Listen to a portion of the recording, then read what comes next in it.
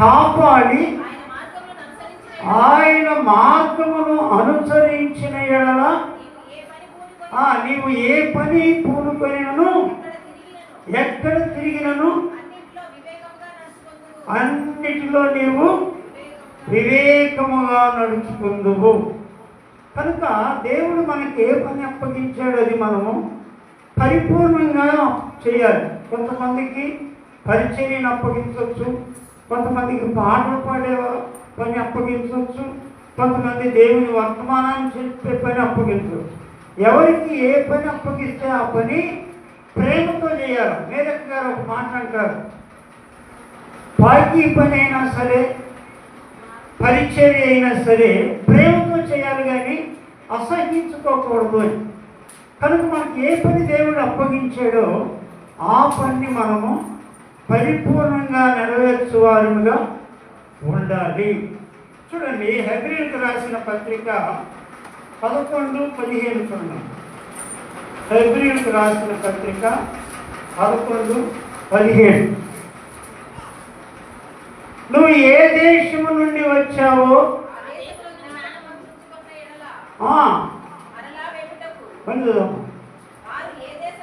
వారు ఏ దేశము నుండి వచ్చారో ఆ దేశమును నువ్వు జ్ఞాపకమందు ఉంచుకొని ఎడల మరలా వెళ్ళుటకు నీకు వీలు కలిగి. అంటే మనం ఏ దేశాన్ని నుంచి వచ్చాం, ఏ రాజ్యాన్ని నుంచి వచ్చాం కనుక అది జ్ఞాపకం ఉంచుకోవాలి. అంటే మనం దేవుడు ఈ లోకంలో మనల్ని మన్నుతో సృష్టించాడు, ఆత్మ ఆయన దయచేశాడు, శరీరం అంతా మొన్నే ఎప్పుడో ఒకసారి ఇది భూస్థాపితం చేయబడింది. అయితే నువ్వు ఆత్మ దేవుడిచ్చింది కనుక పరలోకానికి వెళ్ళింది.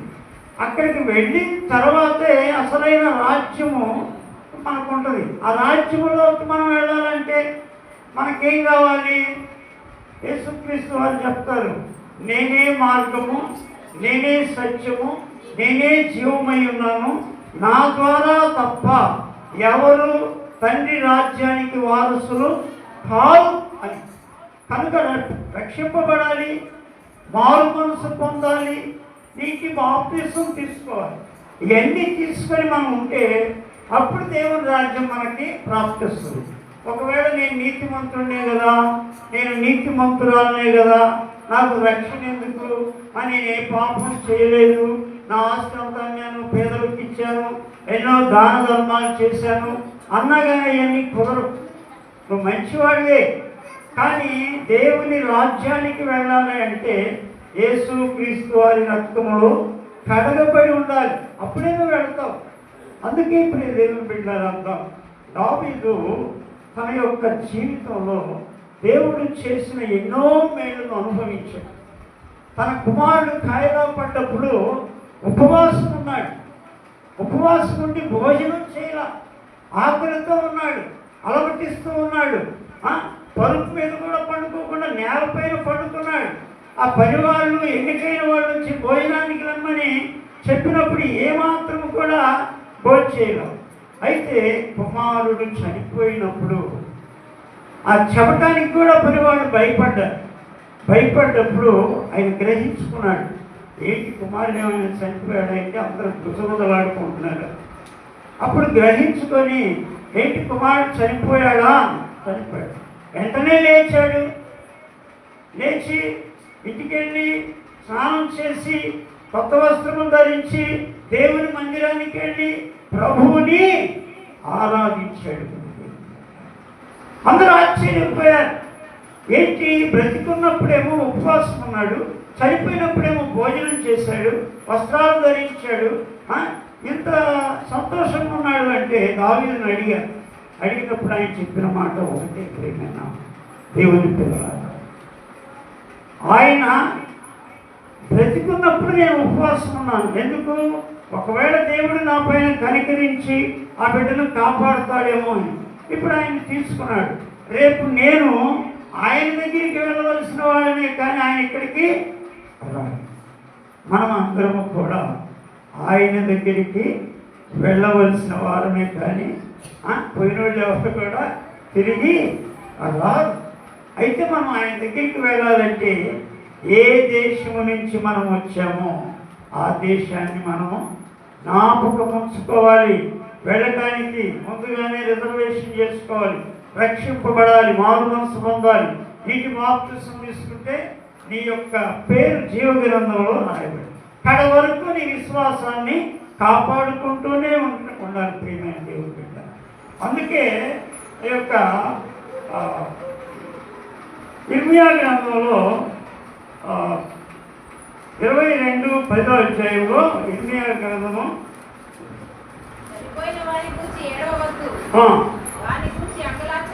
చనిపోయిన వారి గురించి ఏడవద్దు, వారి గురించి అంగలార్చవద్దు, వెళ్ళిపోతున్న వారి గురించి రోదన చేయండి. ఎందుకంటే దేవుణ్ణి గుర్తెరగకుండా చనిపోయిన వారి గురించి మనం రోదన చేయాలి, ఏడవాలి. అయ్యో నా బిడ్డ దేవుడిని నమ్ముకోలేదే, రేపు పరలోకంలో వీడేమో అగ్నిలో కాలుతా ఉంటాడు, నేనేమో తండ్రి రాజ్యంలో ఉంటాను.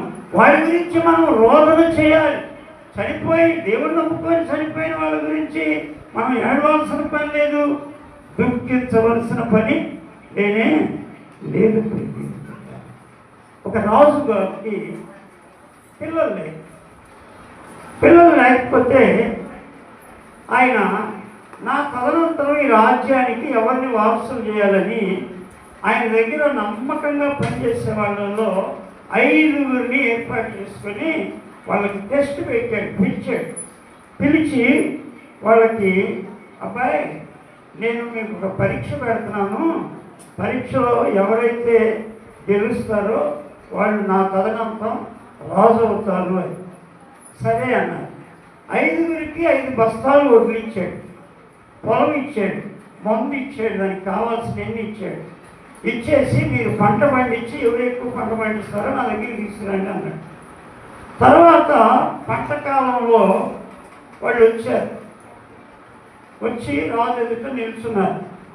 ఒక ఆయన ఏమో 40 బస్తాలు తెచ్చాడు.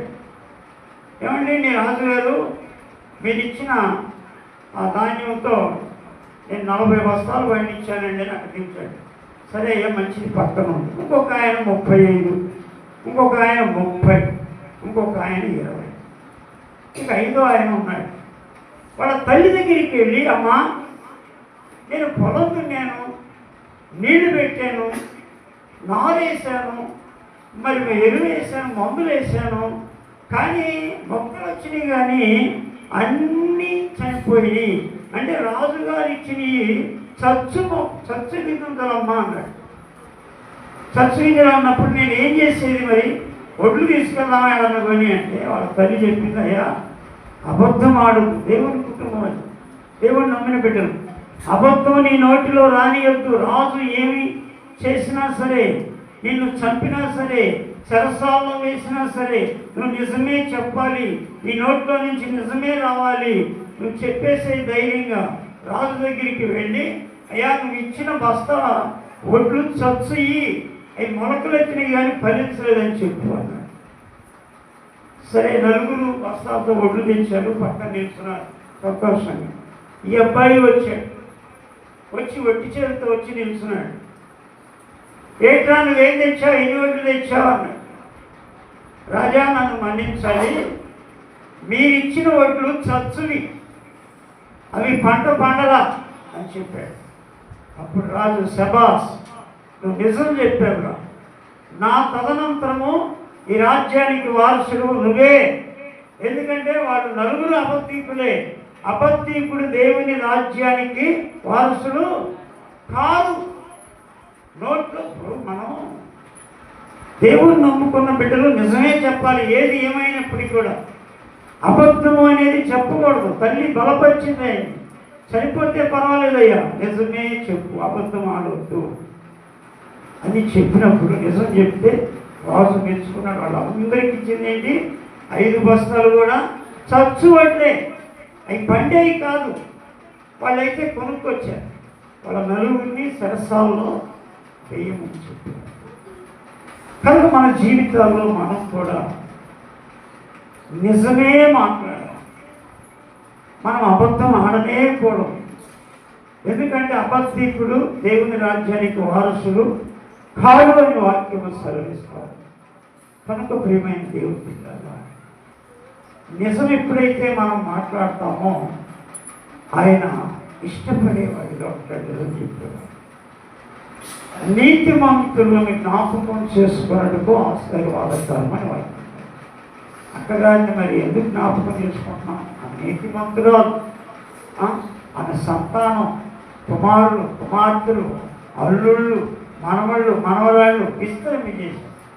అబ్రహాము ఏ విధంగా ఆకాశ నక్షత్రాలను చూసి, ఇదిగో ఆకాశ నక్షత్రాలను లెక్కించగలవాడిని లెక్కించలేనయ్యా, అలా ఉంటుంది నీ సంతానం. అవును, ఎప్పుడైతే నీతిమంతురాలుగా ఉంటావో అప్పుడు లెబనాను మీద ఎందుకు దేవదారు వృక్షం వల్లే ఉంటావు. ఒక పాట పాడి అన్నగారికి సమయం ఇస్తాను. ఏ వాయిద్యాలు అంటాము. ఒక కంజరి, నాకు చిన్న కంజరి. Praise the lord, hallelujah, praise the lord. కంజరి అందరూ కలిసి నాతో పాడండి.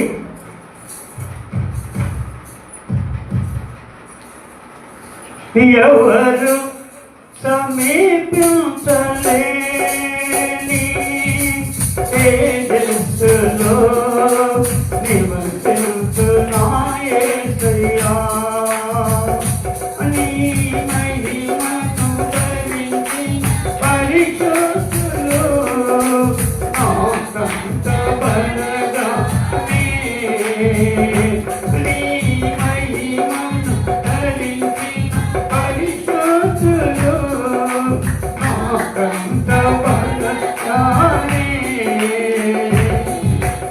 ఆరాధనా స్తుతి ఆరాధనా ఆరాధనా స్తుతి ఆరాధనా ఇహలోక బంధాలు మనకి నీయకుటే నేను నిలచి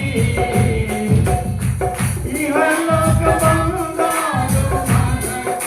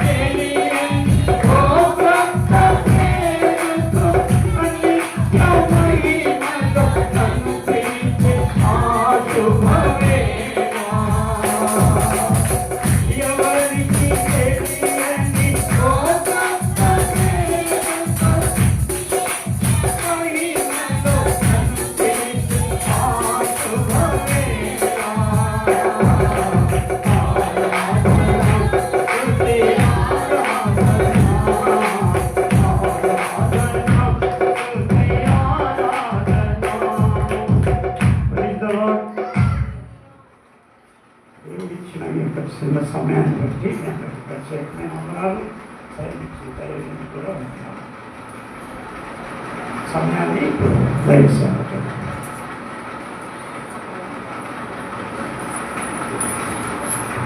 దేవునికి మహిమ కలుగుగాక. హల్లెలూయా. మరి చక్కని వర్తమానాన్ని అందించినటువంటి దైవజనులకు మరి మా కుటుంబ పక్షాన సంఘ పక్షాన ప్రత్యేకమైన తెలియపరుస్తూ ఉన్నాను. ఈ సమయంలో ఒక ప్రత్యేకమైన పాట వేద్దాం. ఆ తర్వాత షేక్ లోకయ్య గారు దేవునికి వాక్యాన్ని అందిస్తారు. దేవదాస్ గారి వచ్చి మనకు పాట పాడి ప్రభువును నడిపిస్తారు.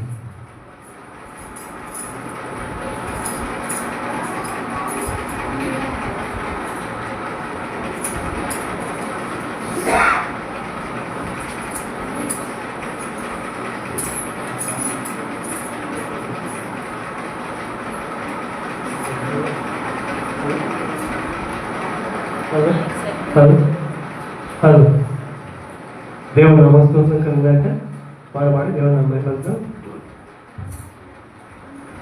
మనిషి బ్రతుకు రంగుల వలయం ఆ బ్రతుకే క్షణమంగుళం మనిషి బ్రతుకు రంగుల వలయం ఆ బ్రతుకే క్షణమంగుళం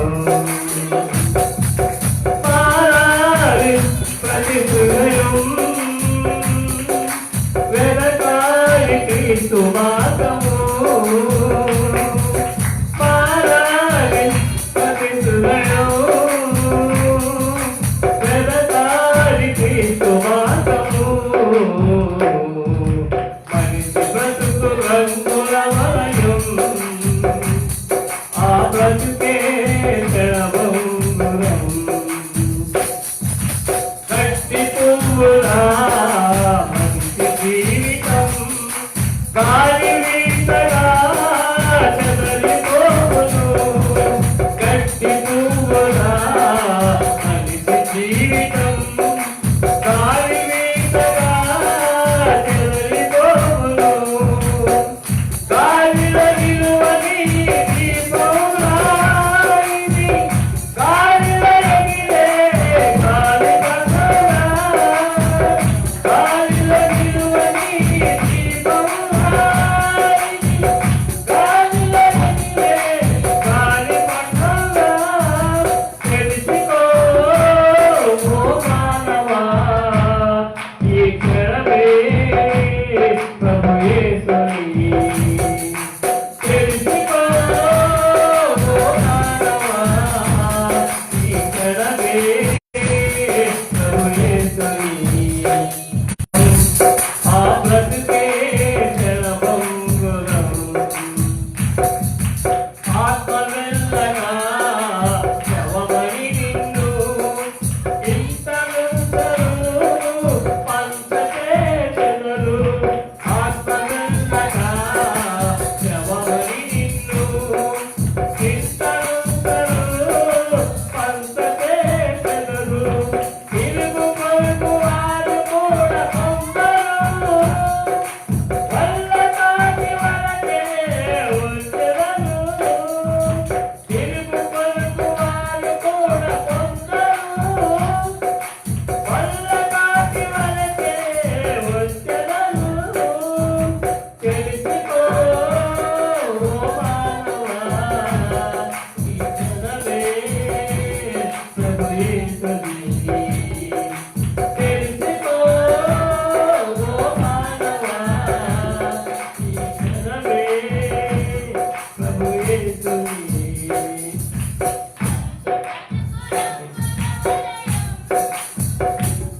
ఆ బ్రతుకే క్షణమంగుళం ఘనమున్నదని కనిపించకురా ఘనమే నీకు తోడ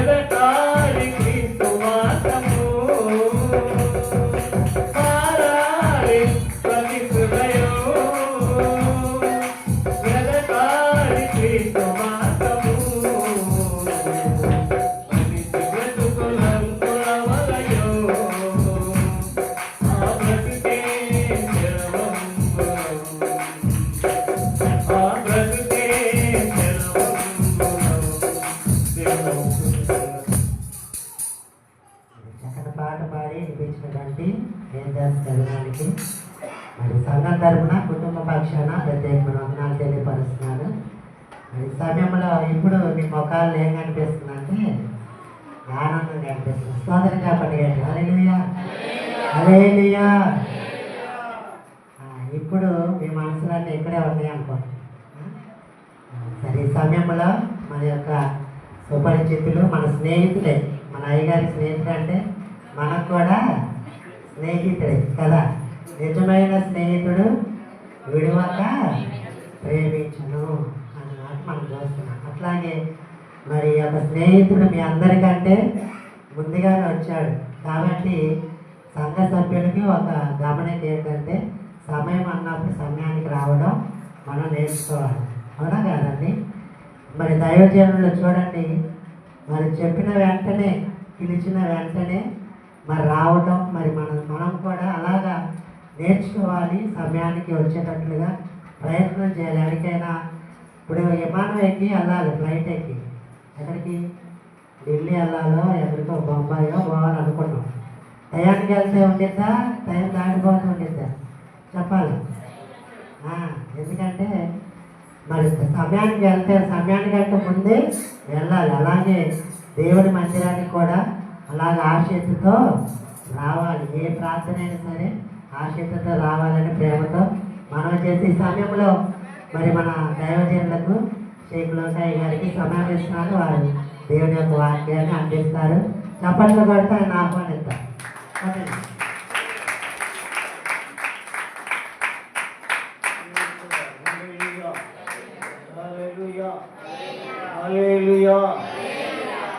చిన్న ప్రార్థన చేద్దాం. పరిశుద్ధుడు అయిన తండ్రి, ప్రేమమైన యేసయ్యా, మీ పరిశుద్ధమైన స్తోత్రాలు.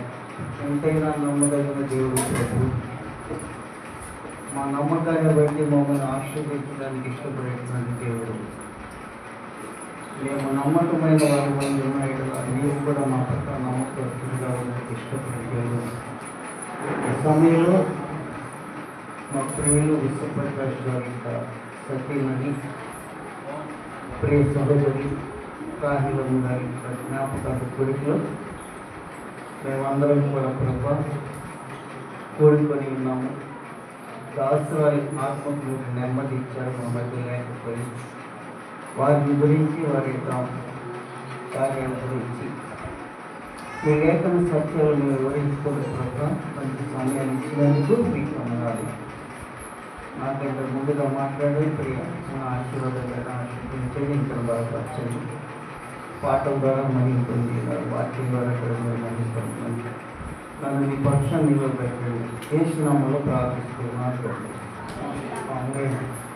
హల్లెలూయా, హల్లెలూయా, హల్లెలూయా. మంచిది. ఈ మైక్లో నా మొక్కం మీద పెట్టుకొని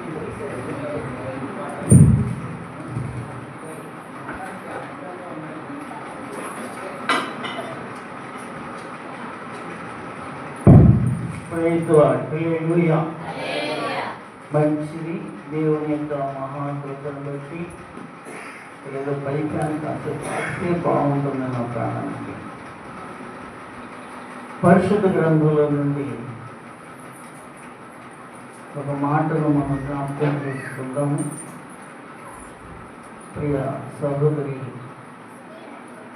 రాహేలమ్మ గారు మా మధ్య లేకపోయినప్పటికీ కూడా దేవుని యొక్క సత్య మార్గాన్ని మనము ధ్యానించడానికి దేవుడు మనకి ఇచ్చినటువంటి కృపను మనము సద్వినియోగపరుచుకుందాము. పరిశుద్ధ గ్రంథంలో నుండి యెహెజ్కేలు గ్రంథము నుండి కొన్ని మాటలు మనం ధ్యానిద్దాము. యెహెజ్కేలు గ్రంథము 24వ అధ్యాయము 15వ వచనం నుండి కొన్ని మాటలు. మరియు యెహోవా వాక్కు నాకు ప్రత్యక్షమై ఈలాగు సెలవిచ్చెను, నరపుత్రుడా, మీ కన్నులకు ఇంపైన దానిని మీ యొద్ద నుండి ఒక్క దెబ్బతో తీసివేయవచ్చున్నాను. నువ్వు అంగలార్చవద్దు, వేడవద్దు, కన్నీరు విడవద్దు, మృతులకై విలాపము చేయక నిశ్శబ్దముగా నిట్టూర్పు విడువము. నీ శిరోభూషణములు ధరించుకొని పాదరక్షలు తొడుక్కొనవలెను. నీ పెదవులు మూసుకొనవద్దు, జనుల ఆహారము భుజింపనవద్దు. హృదయమందు జనులకు నేను ప్రకటించి తిని, సాయంత్రమున నా భార్య చనిపోగా ఆయన నాకు ఆజ్ఞాపించినట్టు మరునాటి ఉదయమున నేను చేసి చాలా దేవుని స్తోత్రం చేస్తాను. హల్లెలూయా, హల్లెలూయా. ప్రియ దేవుని ద్వారా చాలా బైబిల్ గ్రంథంలో ఉన్నటువంటి సత్యాలు, బైబిల్ గ్రంథంలో ఉన్నటువంటి లోతులు, అనేకమైనటువంటి అనుభవాలు బైబిల్ మనకు నేర్పిస్తుంది. ప్రవక్తను దైవజనుడైనటువంటి యెహెజ్కేలు ఆలోచనగానో అనాలోచనగానో యాదృచ్ఛికంగానో దేవుని పని చేయడానికి ఇశ్రాయేలీయుల మధ్యకు పెట్టాడు. వెళ్ళిన తర్వాత ఇశ్రాయేలీలో ఉన్నటువంటి అవిధేతను కడిగి వేయటం కొరకు దేవుడు ఒక ప్రవచనం చెప్పాడు. నరపుత్రుడా, నేను నీ కన్నులకు ఇంపైనటువంటి దాన్ని ఏం చేస్తానన్నాడు, ఒక్క దెబ్బతో నేను తీసివేయబోతున్నాను అని ప్రకటన చేశాడు. ఆ రాత్రికాల సమయంలో ఇశ్రాయేలీయుల ప్రజల దగ్గరికి వెళ్ళి దేవుని వాక్యాన్ని బోధించి చక్కగా ధైర్యంగా ఉన్నాడు. అసలు ఆ సమయంలో, ఆ సందర్భంలో ఎవరి వరకు దేవుడి మాట మాట్లాడాడో ఈ ప్రవక్త అయినటువంటి యెహెజ్కేలు కూడా అర్థం కాదు. యెహెజ్కేలు అనుకున్నాడు, నేను ఇశ్రాయేలీయుల ప్రజలు ఏదైతే ఇంపుగా కోరుకుంటున్నారో, ఏదైతే వాళ్ళకి ఇష్టంగా ఉంటుందో, ఏదైతే వారికి నచ్చిందో అది దేవుడు తీసివేయబోతున్నాడు అనుకున్నాడు. కానీ దేవుని సువార్త బోధించిన తర్వాత ఆ ఉదయకాల సమయం ఇంటికి వచ్చాడు. ఆ రాత్రి సువార్త చెప్పేసి ఇంటికి వచ్చాడు. ఇంటికి రాగానే ఆ మరునాడు ఉదయం నేను ఇంటికి రాగానే నా భార్య ఏమైందంటే చనిపోయింది. హల్లెలూయా, హల్లెలూయా. అప్పుడు ఈయనకు బలి పెరిగింది. రాత్రి నేను చేసినటువంటి బోధ వాళ్ళ గురించి కాదు, నా నోటికుండా నా కుటుంబాన్ని గురించి, నా భార్యను గురించి, నన్ను గురించే దేవుడు మాట్లాడాడని చెప్పి అప్పుడు అర్థమైంది. హల్లెలూయా. కాబట్టి ఇప్పుడు దేవుని పెట్టారా చాలా జాగ్రత్తగా మనం గమనించాలి. భార్యాభర్తల మధ్య ఉన్నటువంటి సంబంధ బాంధవ్యాలు ఎటువంటివనంటే అది ఎవరు కూడా విడదీయలేనటువంటి బంధం. అది ఒక మరణము తప్ప, ఒక మరణము తప్ప. ఒక కుటుంబ విషయాలు మీకు ఒక విషయం నేను బ్రేక్ చేస్తాం, మీకు జాగ్రత్తగా గమనించాలి. భార్యాభర్తల మధ్య ఏం కావాలంటే అవగాహన ఉండాలి. అండర్స్టాండింగ్, ఒక్కరిని ఒకరు అర్థం చేసుకొని కుటుంబ వ్యవస్థను నడుపుకోవాలి. లేకపోతే ఆ కుటుంబంలో ఉన్నంత అశాంతి ఇంకెక్కడ ఉండదు. భార్యాభర్తలు ఒకరినొకరు అర్థం చేసుకోకుండా ఒకరి పట్ల ఒకరు మిస్అండర్స్టాండింగ్ చేసుకున్నప్పుడు ఆ కుటుంబంలో ఉన్నటువంటి ఆ యొక్క వారు ఆ యుద్ధ వాతావరణం అన్నమాట. ఒక భయంకరమైనటువంటి యుద్ధ వాతావరణం ఆ కుటుంబంలో అక్కడ నెలకొని ఉంటుంది. కారణం ఏంటంటే గ్రీకు తత్వవేత్త అయినటువంటి సోక్రటీస్ ఒక మాట అంటాడు, పెళ్లి చేసుకున్నప్పుడంట ఆనందం ఉంటుందంట, సంసారం కొనసాగించేటప్పుడు ఒడిదుడుకుతో ఉంటుందంట, ఇద్దరు ఎవరైనా ఒకరు దూరం అయిన తర్వాత విషయం అప్పుడు అర్థమవుతుందంట. ఈ సోక్రటీస్ అనబడినటువంటి వ్యక్తికి ఏమైందంటే భార్య చనిపోయింది. తనకంటే ముందుగా భార్య చనిపోయింది. తన భార్య ఎటువంటిదంటే చాలా గయ్యాలిది. సోక్రటీస్ భార్య చాలా గయ్యాలిది. తన ఇష్టం చదివితే అర్థమవుతుంది. దాన్ని బట్టి ఆయన ఏమంటాడంటే, నా భార్య గయ్యాలి కాకపోతే నేను తత్వవేత్తన అయ్యేవాడిని కాదు అంటాడు. అది ఇచ్చినటువంటి స్టేట్మెంట్ అంటాము. నా భార్య కనుక మంచిదైతే నా భార్యతోనే నేను జీవితం గడిపేవాడిని. నా భార్య గయ్యాలిది కాబట్టి నేను ఒక తత్వవేత్తని కావాల్సి వచ్చింది. దేవుడు నన్ను ఈ విధంగా మార్చాడు. అంత గయ్యాలైనటువంటి భార్య చనిపోయినా కానీ తను ఒక మాట అంటాడు. లాస్ట్లో ఏమంటాడంటే, మగవాడికి ఆడ మనిషి విధించేటువంటి శిక్ష ఏమిటంటే లైఫ్ పనిష్మెంట్. జీవిత కాలము రోధించి రోధించి రోధించి కన్నీరు కాచి విలపించి విలపించి ఆదరించేవాళ్ళు అర్థం చేసుకునేవాళ్ళు లేక, చూసేవాళ్ళు లేక, చేసేవాళ్ళు లేక, పలకరించేవాళ్ళు లేక, కనికరించేవాళ్ళు లేక, జారి పడేవాళ్ళు లేక, హక్కులు చేర్చుకునేవాళ్ళు లేక ఎంత నికృష్టమైనటువంటి స్థితి కలుగుతూ ఈ సోక్రటీస్ చెప్తాడు. తన జీవితానుభవంలో భార్య చనిపోయిన తర్వాత అంటాడు, మగవాడికి ఆడ మనిషి భర్తకు విధించేటువంటి శిక్ష ఏంటంటే భర్త కంటే భార్య ముందు చనిపోవడం. భర్త కంటే భార్య ముందు చనిపోవడం. ఇంకా ఆ జీవితం ఎట్లా ఉంటుందంటే దేవుని పెట్టారా చాలా దుర్భరంగా ఉంటుందండి. మగవాడి ఒంటరి జీవితం అనేటువంటిది మరణాన్ని వెతుక్కున్నట్టే. మగవాడి యొక్క ఒంటరి జీవితము మరణానికి తరువు చాపినట్టే. ఆమెతే దాసురాలు చనిపోయింది, అది వేరే విషయం. అయ్యగారు మరి 45వ సంవత్సరం ఎంటర్ అయింది. నేనైతే ఆయనకంటే కాస్త సీనియర్. నేను ఆయనకంటే ఒక 10 years సీనియర్. అంటే ఆయన 4/5లోకి వెళ్ళాడు, నేను 13/14 పడ్డాను. అంటే ఈ లైఫ్ పీరియడ్ ఎట్లా ఉంటుందంటే ప్రియంగా చాలా భయంకరంగా ఉంటుంది అన్నమాట.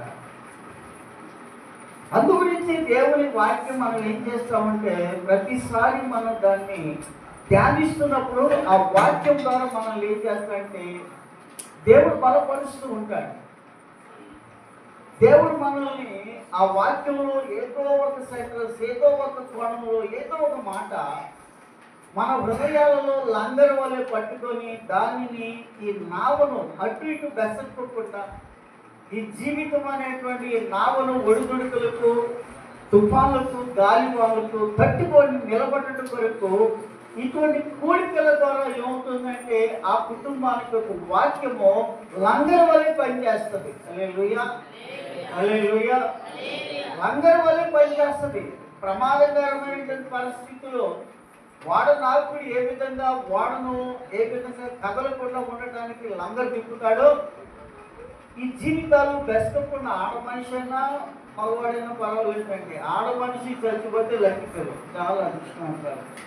అదే మగవాడు చనిపోయాడు అనుకోండి, మగవాడు లక్కిపోయారు. కారణం ఏంటో తెలుసా? ఆడ మనిషిని ఆదరించే వాళ్ళు ఉంటారు. ఆడ మనిషి భర్త లేకపోయినా దారి పోయే ఎల్లయ్యో పొల్లయ్యో పాటయ్యో ఎవరో కూడా అమ్మాయిని పిలుస్తారు. అవునా కదా? పిలుస్తారమ్మా, అమ్మ అని పిలుస్తాడు. ఇదిగో ఈ పని మరి ఎదవరు చూసావా, ఎవడయ్యాడు దేవుడిస్తాడు అంటే నాన్న అని పిలుస్తాడా, నాన్నగారు రండి నాన్నగారు అని పిలుస్తారా? ఎవరు మరి ఎందుకు మరి ఈ బట్ట ఇది పడుతున్నా అది జీవిత సత్యం. అది కళ్ళ మీద కనబడేటువంటి పారమార్థికమైనటువంటి సత్యము ప్రేమ దేవుని బిడ్డ. చనిపోయినటువంటి వ్యక్తి యొక్క స్థితిగతి ఏమిటి? బైబిల్ గ్రంథంలో ఉన్నటువంటి సత్యం ఏంటంటే ఈ విధమైనటువంటి కూడికలు ఏమంటారంటే ఆదరణ ఇంకా అంతగా ఇంకా 4 ఏళ్ళు 5 సంవత్సరాలు ఇంకా ఆదరిస్తూనే ఉన్నారండి దేవుని స్తోత్రం. జ్ఞాపకార్థ కూడిక జ్ఞాపకం చేసుకుంటూనే ఉన్నాం రాజమ్మ గారిని. అదే జ్ఞాపకం అంటే మరణము ప్లస్ ఏమి జ్ఞాపకం. రోజే చనిపోయిన తర్వాత ఆమె చేసిన పనులన్నీ కూడా ఏం చేశారంటే పబ్లిక్ చేశారు. ఆ ఉన్నప్పుడు చూడండి ఎటువంటి అంగీలు పుట్టేది, ఆ ఉన్నప్పుడు చూడండి ఎంత సోషల్ వర్క్ చేసేదో, వేరు వాళ్ళని ఆదరించేది, వృద్ధులను ఆదరించేది. చనిపోయిన తర్వాత రోజే అనబడినటువంటి ఆ చిన్నదాని విషయం బయటపడింది. అది సాక్షాత్మైనటువంటి. కాబట్టి ఇప్పుడు దేవుడు పెట్టారా మన జీవితాలలో మనం ఎప్పుడైనా మనం గమనించాల్సింది ఏమిటయ్యా అని అంటే చనిపోయింది మనం ఏమంటామంటే ఆ మనసుకు శాంతి కలగాలి అని అనుకుంటాం. శాంతి అంటే అర్థం ఏంటి?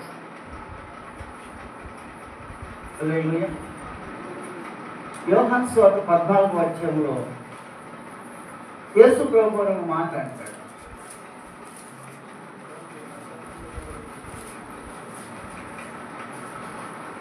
యోహాను సువార్త 14వ అధ్యాయం ప్రారంభంలో మీ హృదయములను కలవరపడనీకుడి, దేవుని యందు విశ్వాసం ఉంచుతున్నాడు, నా యందును విశ్వాసం ఉంచుడి. నా తండ్రి ఇంట అనేకమైనటువంటి నివాసములు కలవు, లేని ఎడల నేను మీకు చెప్పుదును. మీకు స్థలము సిద్ధపరచ వెళుతున్నాము. నేను వెళ్ళి మీకు స్థలము సిద్ధపరచని ఎడల మీరుండి స్థలంలో మీరును ఉండలాగున మరలా వచ్చి నేను మిమ్మల్ని తీసుకొని పోతును. నేను వెళ్ళిన స్థలమునకు మార్గము మీకు తెలియదు తెలియను. అందుకు తోమ ప్రభువా ఎక్కడికి వెళుతున్నావు అని అడిగాడు. అక్కడ ఒక మాట ఉండదు, శాంతిని నేను మీకు ఇస్తున్నాను కదా, నా శాంతిని నేను మీకు ఇస్తున్నాను అన్నాడు. అంటే దానికి ముందు ఆయన ఏం చెప్పాడు యేసు ప్రభు వారు? నా తండ్రి ఇంట అనేకమైనటువంటి నివాస స్థలాలు ఉన్నాయి, అక్కడికి నేను వెళుతున్నాను, అక్కడ నేను మీ కొరకు సిద్ధపరచడానికి వెళుతున్నాను అని అన్నాడు. ఎందుకు సిద్ధపరచడానికి? భూలోకంలో ఉన్న వాళ్ళని తీసుకెళ్ళి అక్కడ షిఫ్ట్ చేయాలి.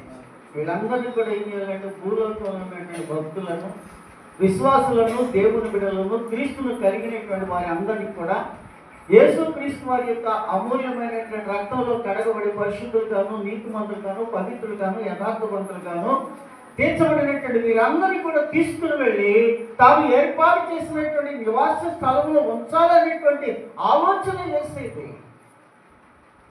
నేనుండు స్థలంలో మీరు ఉండడానికి నేను వచ్చి మిమ్మల్ని తీసుకువెళ్తాను, మీ కొరకు అక్కడ స్థలాన్ని సిద్ధపరుస్తూ ఉన్నాను అని అన్నాడు. స్థలాన్ని సిద్ధపరచాలంటే ఏం చేయాలి? మరి వెళ్ళిపోదమ్మా, యాజ్ఞగా ఉన్నది ఉన్నట్లుగానే బ్రతికి ఉండగానే బాహ్యమైనటువంటి శరీరంతో పరలోకం వెళ్ళగలుగుతామా? పరలోకం వెళ్ళగలుగుతామంటే మరణం అంటే ఏమిటి అసలు అర్థము? ఏస్కేల్ భార్య చనిపోయింది, అది జీవితంలో ఒక భాగాన్ని నువ్వు కోల్పోయావు. కానీ మరణం తర్వాత ఉన్నటువంటి యొక్క పరిస్థితి ఏంటి? మరణానికి ఉన్నటువంటి విలువ ఏంటి? ఎందుకు మనుషుడు మరణిస్తూ ఉన్నాడు? క్రైస్తవుని యొక్క మరణం యొక్క విలువ ఏమిటి? మరణించడానికి ఏమి సాధించాలని మరణిస్తూ ఉన్నాడు? శాంతిని ఇస్తున్నాను, నా శాంతిని నేను మీకు ఇస్తున్నాను అని అన్నాడు. శాంతి అనేటువంటిది ఎప్పుడంటే ఒక పోరాటంలో యుద్ధం చేస్తున్నటువంటి ఒక దేశానికి మధ్య భయంకరమైనటువంటి యుద్ధాలు, పోరాటాలు జరుగుతున్నటువంటి సమయంలో విసిగి వేసారిపోయినటువంటి ఆ యొక్క ఒక దేశము ఏదైతే బలహీనమైపోతుందో వాళ్ళు హ్యాండ్సప్ చేసేసి చేతులు ఎత్తేసి మేము నీతో యుద్ధము చేయలేము, మేము శాంతియుతంగా పరిష్కారం చేసుకోవాలి, నెమ్మదిగా ఉండాలనుకుంటున్నామని చెప్పి ఏ విధంగా ఆ యొక్క శాంతి పథకం లేకపోతే కపోతాన్ని ఎగరవేసి సమాధాన పడాలని అనుకుంటారో ప్రియ దేవుని బిడ్డలారా, ఒక శాంతికరమైనటువంటి దేశం ఒకటి ఉన్నది, ప్రశాంతమైనటువంటి దేశం ఒకటి ఉన్నది, అది పరిశుద్ధులు ఉండేటువంటి దేశము. దానిని ఏమంటున్నాడంటే భక్తుడైనటువంటి దావీదు మనోహరమైనటువంటి స్థలము అని అన్నాడు. మనుషులకు హృదయానికి ఆనందకరమైనటువంటి స్థలము అని అన్నాడు. ఆ స్థలం అంటే మనకు సిద్ధపరచడానికి వెళ్తుంది. అంటే పోరాటము ఆగిపోయింది, యుద్ధం ఆగిపోయింది, రెండు దేశాల మధ్య ప్రశాంతత నెలకొంది, కమ్యూనికేషన్ బాగా జరుగుతుంది, అభినవ సంబంధాలు బాగున్నవి, రాకపోకలు నెలకొన్నవి, వారు మీరు ఆప్యాయతగా పలకరించుకుంటున్నారు. కాబట్టి వారి మధ్య భావద్వేషాలు, రాగద్వేషాలు, కోపతాపాలు లేవు కనుక వారిద్దరి మధ్య పరస్పరమైనటువంటి ఒప్పందం జరిగింది కనుక ఆ ఒప్పందం ఏం చేస్తుందంటే ఇరు దేశాలకు శాంతిని కలుగు చేస్తాం. అంటే మానవుడు మరణముతో పోరాడుతున్నప్పుడు మరణముతో జయించలేక, మరణాన్ని అధిగమించలేక, మరణము యొక్క కోరలు విరవలేక ప్రతి మానవుడు చనిపోతూనే ఉన్నాడు. యేసు ప్రభు వారి యొక్క పునరుద్ధాన శక్తి వల్ల ఏముందంటే మరణానికి ఏం చేశాడంటే ఫుల్ స్టాప్ పెట్టేశాడు. మరణానికి ఏం పెట్టాడండి? ఫుల్ స్టాప్ పెట్టేసి, మరణమా నీ ముళ్ళు ఎక్కడ, మరణమా అంటే మరణము గెలుస్తుంది, గుచ్చుతుంది, గెలుస్తుంది. మరణం అనేటువంటిది ప్రతి దేవుని పెట్టారా మానవుని జీవితంలో స్లో పాయిజన్ లాంటిది. మరణం అనేటువంటిది ఏంటంటే స్లో పాయిజన్, నెమ్మదిగా చనిపోతాడు. అనారోగ్యంతో చనిపోతూ, ఆరోగ్యంతో చనిపోతూ, హార్ట్ అటాక్తో చనిపోతూ, ఆయాసంతో చనిపోయి, బీపీతో ఏదో కారణం చనిపోతాడు. మరణం అనేటువంటిది తప్పు. మరణం అనేటువంటిది ప్రతి వారికి సంప్రాప్తమవుతుంది.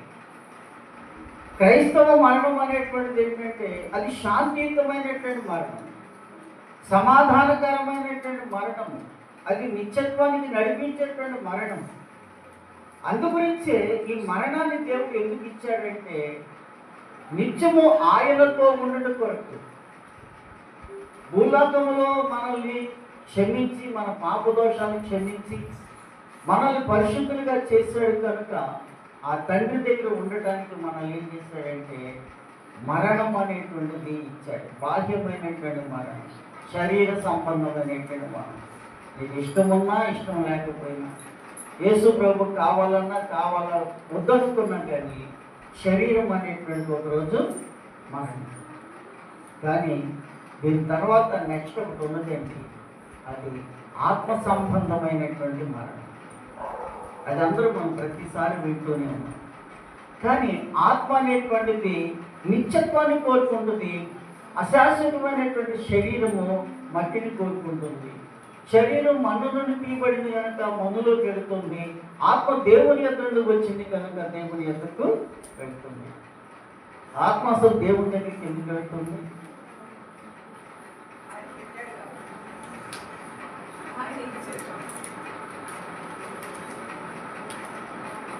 దేవుని జీవా గ్రంథము దేవుండే తెరచూడు, యౌవాని పేరాంతుండదు వాడనీలో పడుదు, యౌవాని పేరాంతుండదు వాడనీలో పడుదు. ఓ మానవుడా నీకు ఏమోను తెలియునా, ఏమేమి చేయుచుంటియో అప్పించుకొనువా. ఎందుకు ఆత్మ ఎడుతుంది అంటే ప్రతివాడు క్రీస్తు న్యాయపీఠం ముందు నిలబడటం కోసం దేవుడు ఆయన పెట్టాడు. అందుగురించి తీసుకొస్తున్నాడు. హ్యాపీగా అన్నీ చచ్చిపోమాకండి. ఆత్మ దేవుడు ఇచ్చినటువంటి దయచేసి దేవుని దగ్గరికి వెళ్ళిపోయి ఆత్మ వెళ్ళిపోయి ఓరికలు ఉండదు అక్కడ. ప్రతివాడు క్రీస్తు న్యాయపీఠము ఎదుట అందరము కూడా ఏం చేయాలంట? నిలబడాలి. అందుకు వెళ్తుంది దేవుని ఆత్మ. అట్లాగైతే ఇంకా బైబిల్ ఉందన్న యేసు ప్రభు నమ్ముకుంటే చాలు, దగ్గర గుడికి రాకపోయినా పరలోకి వెళ్ళిపోతాం. ఆ లెక్క అయితే యేసు ప్రభు నమ్ముకొని బాప్తీసం తీసేసుకొని ఇంట్లో కూర్చొని గుడిగుడి గుంటే రాగం పాములు పడితే రాగం అని పాడుకుంటుంటే పరలోకి వెళ్ళిపోతాం. ఏంటంటే యేసు ప్రభు నమ్ముకున్నానండి, నమ్ముకుంటే నువ్వు పరలోకి పోతాను గ్యారెంటీ ఏమన్నా ఉందా? లేదు. కారణం ఏంటి? వారి క్రియలు తగినట్టు ప్రతిఫలం పొందాలి. అందుగురించే ఈ ఆత్మ తాను దయచేసిన దేవుని దగ్గరికి వెళుతుంది. ఆ దేవుడు అంటాడు కదా, నువ్వేం చేసావు బాబు సస్తిలో నిలబడి అంటాడు. అందరూ క్రీస్తు న్యాయపీఠం ముందు నిలబడినప్పుడు చిట్టాలు బయటపడతాయి. చిట్టాలు ఒక్కొక్కరు చెల్లిడికి ఎన్ని కంపలు బయటపడతా ఉంటాయి. దేవుని స్తోత్రం చెప్పండి. హల్లెలూయా, హల్లెలూయా. ప్రియ దేవుని బిడ్డలారా, మరణం అనేటువంటిది చాలా భయంకరమైనటువంటిది. కానీ యేసుక్రీస్తు వారు మనకి ఇచ్చినటువంటి శాంతి అనేటువంటిది చాలా ఆశీర్వాదకరమైనటువంటిది. మరణానికి బాహ్యమైనటువంటి ఈ భూలోకాన్ని విడిచిపెట్టి తిరిగి దాన్ని ఏమంటారంటే రిటర్న్ జర్నీ అంటారు. దీన్ని సాయిబుల్ భాషను ఏమంటారు, ముస్లింలు ఏమంటారంటే ఖబరస్థాన్ అంటారు. ఖబర్ అంటే పిలుపు అని అర్థం. ఖబర్ అనేటువంటి మాటకు అర్థం ఏంటంటే పిలుపు. అబ్బాయి నువ్వు ఇదిగో ఈ స్థలానికి రావాలి అని చెప్పి పిలుస్తాడంట. వాళ్ళందరూ కూడా చచ్చిపోయి ఆయనకు వస్తారు. అది ప్రియ దేవుని పెట్టారా, ప్రియ సహోదరి, మరి తన జీవితంలో తన ఎన్నో కష్టాలు కానివ్వండి, ఎంతో ఒడుగుడు ఫ్యామిలీ అయిన తర్వాత ఉంటాయండి, సమస్యలు లేకుండా ఉంటే జల్లిడు అయిన తర్వాత కంపలు లేకుండా, ఊరు అయిన తర్వాత దారి లేకుండా ఉంటారు. అంతటా అన్నిటికీ ఉంటాయి. బట్ ఏంటంటే దేవుని ప్రేమ బట్టి మరి సౌందర్యకి వెంకటేశ్వరపురం విశ్వప్రకాష్ గారు వారి యొక్క దాంపత్య జీవితాన్ని దేవుడు తల్లి నాన్నగారు గారిని ప్రేమించి ఇచ్చినటువంటి కుమారులు కోడళ్ళు మనోన్నంతా చూస్తూ ఉంటే నాకు ఒక ఆనందం వేస్తుంది. ఎందుకంటే వీళ్ళు ఎక్కడ కనపడదు. టీ కొట్టు కాడ కానీ, కిలి కొట్టు కాడ కానీ, తొట్టికి అన్ని బ్యాచ్ దగ్గర కానీ ఎక్కడ కనపడలేదు. దేవుని స్తోత్రం చేస్తాం. హల్లెలూయా. ఉంటే గుళ్ళో ఉంటారు, లేకపోతే అక్కడ సేవకులు వెళ్ళకపోయి అక్కడ ఉంటారు, లేకపోతే ఎవరికి మనం వాళ్ళు చేసుకుంటూ ఉంటారు.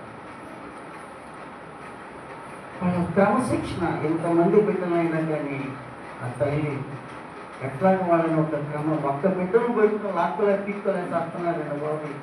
ఒకే ఒక లింగు మన ఒక దొర గుడికి ఒక బిడ్డ గుడికి ఇంకా వాళ్ళు చూడండి ఒక్కో అట్లాగైపోయిన పరిస్థితి. కానీ ఇంతమంది సంతానాన్ని ఎట్లాగా దేవుడు వాళ్ళని కాపాడుకుంటూ వచ్చాడు. నిజంగా చాలా అద్భుతం. ఆమె యొక్క ప్రేమ, అభిమానము, ఆత్మీయత ఎప్పుడొచ్చినా సరే 2-5 కూర్చొని అనేది ఆమె యొక్క పిలుపు, ఆమె యొక్క ఆ సిచ్యువేషన్, ఆ మెమరీ జ్ఞాపకం చేసుకుంటున్నప్పుడు కళ్ళ ముందు తేలుతుంది. ఆమె మాట్లాడిన మాట, నేను వచ్చి కూర్చోటం అనేటువంటిది, ఆ సందర్భం అనేటువంటిది. అయితే అందు గురించి దీన్ని జ్ఞాపకార్థం అంటారు. ఇటువంటివన్నీ జ్ఞాపకాలకు వస్తూ ఉంటాయి.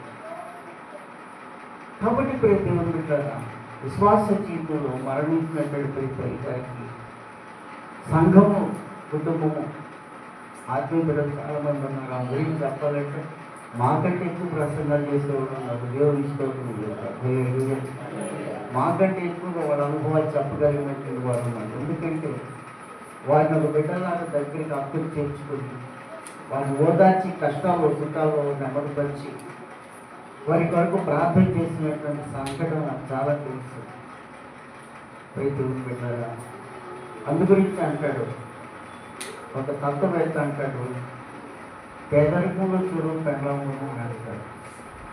ఎప్పుడు చూడాలంటే భయము వేళ చూడు బంటుకును, పేదరికంలో చూడు పెళ్ళముకును, పేదతనంలో చూడు బంధువుల గుణం అని అంటాడు. నువ్వు పేదవాడంటే నీ బంధువులు రంగు బయటపడిపోయింది.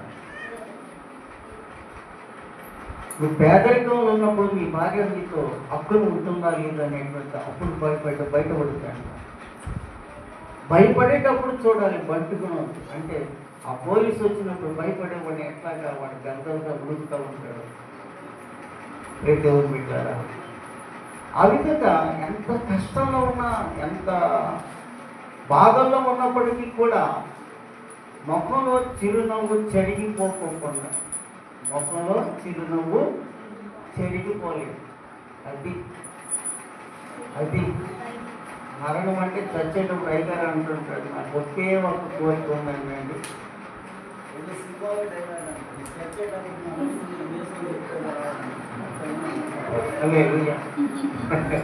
నా పూర్తి నా ముఖం మీద చిరునవ్వు ఉండాలంటే కాబట్టి అందరూ అదే కోరుకున్నాం.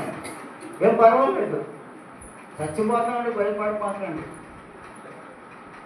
ఇప్పుడు మొక్కరు చచ్చిపోతామని భయపడమాకండి. ఎందుకు భయం? ఎప్పుడైనా ఒక రోజు వస్తుంది, కంపల్సరీ తప్పదు. కాబట్టి ఇప్పుడు దేవుని పెట్టారా విశ్వాస జీవితంలో మనం ఎట్లా ఉండాలంటే భార్యాభర్తల అన్యోన్యత ఎక్కడ కూడా బెడిసిపోకుండా చూసుకోవాలి. వారి మధ్య ఉండేటువంటి దేవుడు చట్టపరిచినటువంటి బంధము ఎప్పటి వరకు ఉండాలంటే మరణం వరకు కూడా ఉండాలి. పెళ్లినాటి ప్రమాణాలు చేస్తామంట. పెళ్ళిళ్ళు ఏం చేస్తామంటే ప్రమాణాలు చేస్తాం. ఇతను నేను ఇష్టపూర్వకంగా పెళ్లి చేసుకున్నాను, ఇష్టపూర్వకంగా గట్టి చెప్పి వినపడతాం. ఇతనే నిన్న భర్తగా స్వీకరి, ఏమి నేను భార్యగా ఏమి నేను భార్యగా స్వీకరి. 6 నెలలు అయిన తర్వాత పాష గారు అంటే పాష గారు పెళ్లి చేస్తాడు, నేను కాపులు చేపిస్తాడు. ఏమంటే అంత దౌర్భాగ్యం అంటే దేవునితో పెనవేయబడినటువంటి కుటుంబాలు దేవుని సంబంధం లేకుండా బ్రతికినప్పుడు ఈ కష్టంలో దేవుడు నీకు అవసరమా? కష్టంలో తాగి సేవకుడు అవసరమా నీకు? దేవుని పెట్టారా సంసారం అనేటువంటిది ఒక ఆర్ట్, కుటుంబ వ్యవస్థ అనేటువంటిది ఒక అద్భుతమైనటువంటి కళాఖండం. తెలుసలేదు మీకు? చిన్నపిల్లలు మీకు కుటుంబాన్ని మలచుకోవటము, తిట్టుకోవటము, కొనసాగించడం అనేటువంటిది ఒక కళ, అద్భుతమైనటువంటి ఆట. ఒక శిలను శిల్పంగా చెక్కాలంటే శిల్పకారుడు ఏ విధమైనటువంటి శ్రమ పడతాడో, ఒక కుటుంబాన్ని మలుచుకోవాలంటే శ్రీమూర్తి చేతిలో అట్లాగా దేవుడు పెట్టాడు.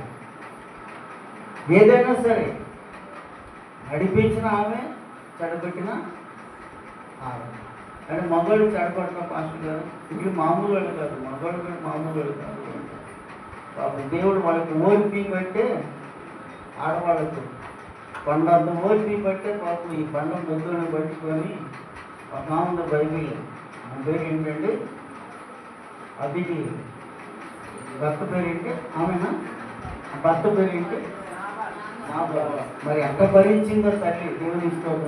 మరి నాబాలని మరి ఎంత భరించిందో అందు గురించి అంటారు కాగేశు మంత్రి అని. ఏదైనా సమయం సందర్భం వచ్చినప్పుడు సలహా చెప్పడానికి మరి బాబు వచ్చిన మహారాజుగా నాయన దావీదు గారు అంటే దావీదు ఎవడు అన్నాడు. బాబు నీ ఎవరు తాళం వేసుకో మాట్లాడుతున్నప్పుడు రాజుగారు వచ్చింది, రాజు అయితే నా సంపాదన నీకు ఇయ్యాలా అంటాడు. ఒక బాబు నీ సంపాదన సంగతి దేవుడు అది ఉద్దేశమే ఆయన బాబు అన్నాడు.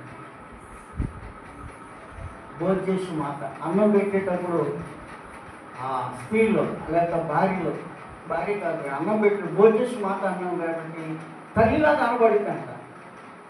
భోజనం పెట్టేటప్పుడు ఆడపడుచుని ఎట్లా చూడాలి?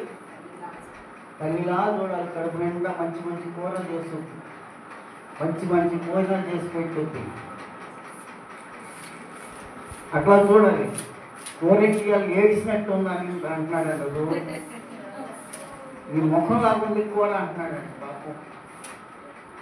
ఒకరోజు జ్వరం వచ్చి పాపం లేవలేక పక్కింటి అడిగి తీసుకొచ్చి కూర దాపెట్టిందండి భర్త కోసం. భర్త వచ్చాడు, అన్నం పెట్టింది.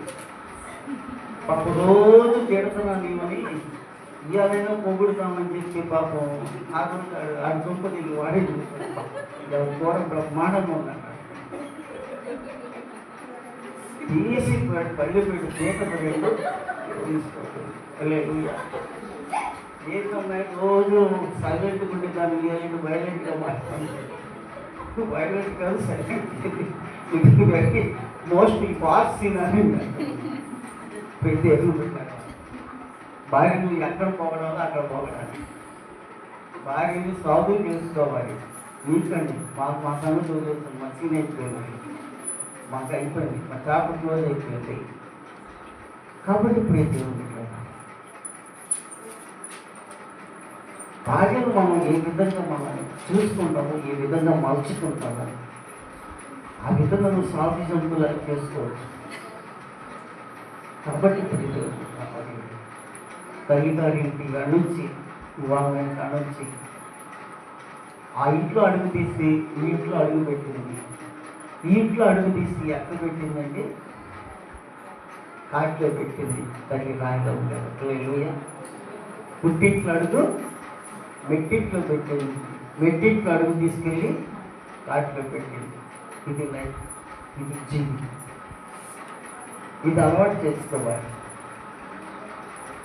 ప్రతి ఉంది దానికి చెప్పడానికి చాలా సమయం లేదు భోజనం అనుకుంటామా భోజనాలు దేవుడు దీవించుకుంటాక ఈ వాక్యాన్ని దేవుడు ఆస్వాదించి మనల్ని ఫలింపు చేసి సమాధానపరిచి నడిపించుకుంటాక ఆమె సంబంధించినటువంటి స్త్రీలు పెద్దలు కుటుంబీకులు అందరికీ సంఘ పెద్దలందరూ కూడా మన ఆశీర్వాదాన్ని కూడా వందలు చెల్లిస్తూ సమయం వరకు అప్పగిస్తున్నారు.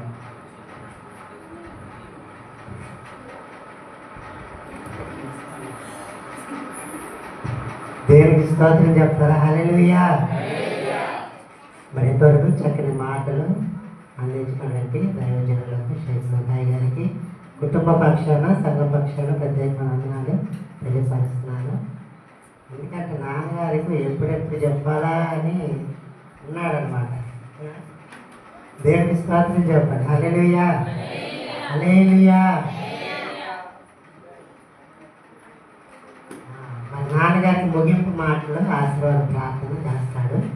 దానికంటే ముందుగా మరి ఇద్దరు మరి సంఘం తరపున ఇద్దరు వ్యక్తులు మరి వారి యొక్క సాక్ష్యం మా తల్లిగారి గురించి మరి సాక్ష్యం చెప్పడానికి మరి నేను వారితో మాట్లాడడానికి చెప్తే వారు సిద్ధపడి ఉన్నారు. మొదటిగా మరి శాంతంగా వచ్చి మరి ఒక ఐదు నిమిషాల్లో మరి మాట్లాడాలని ప్రేమతో ఆహ్వానిస్తున్నాను.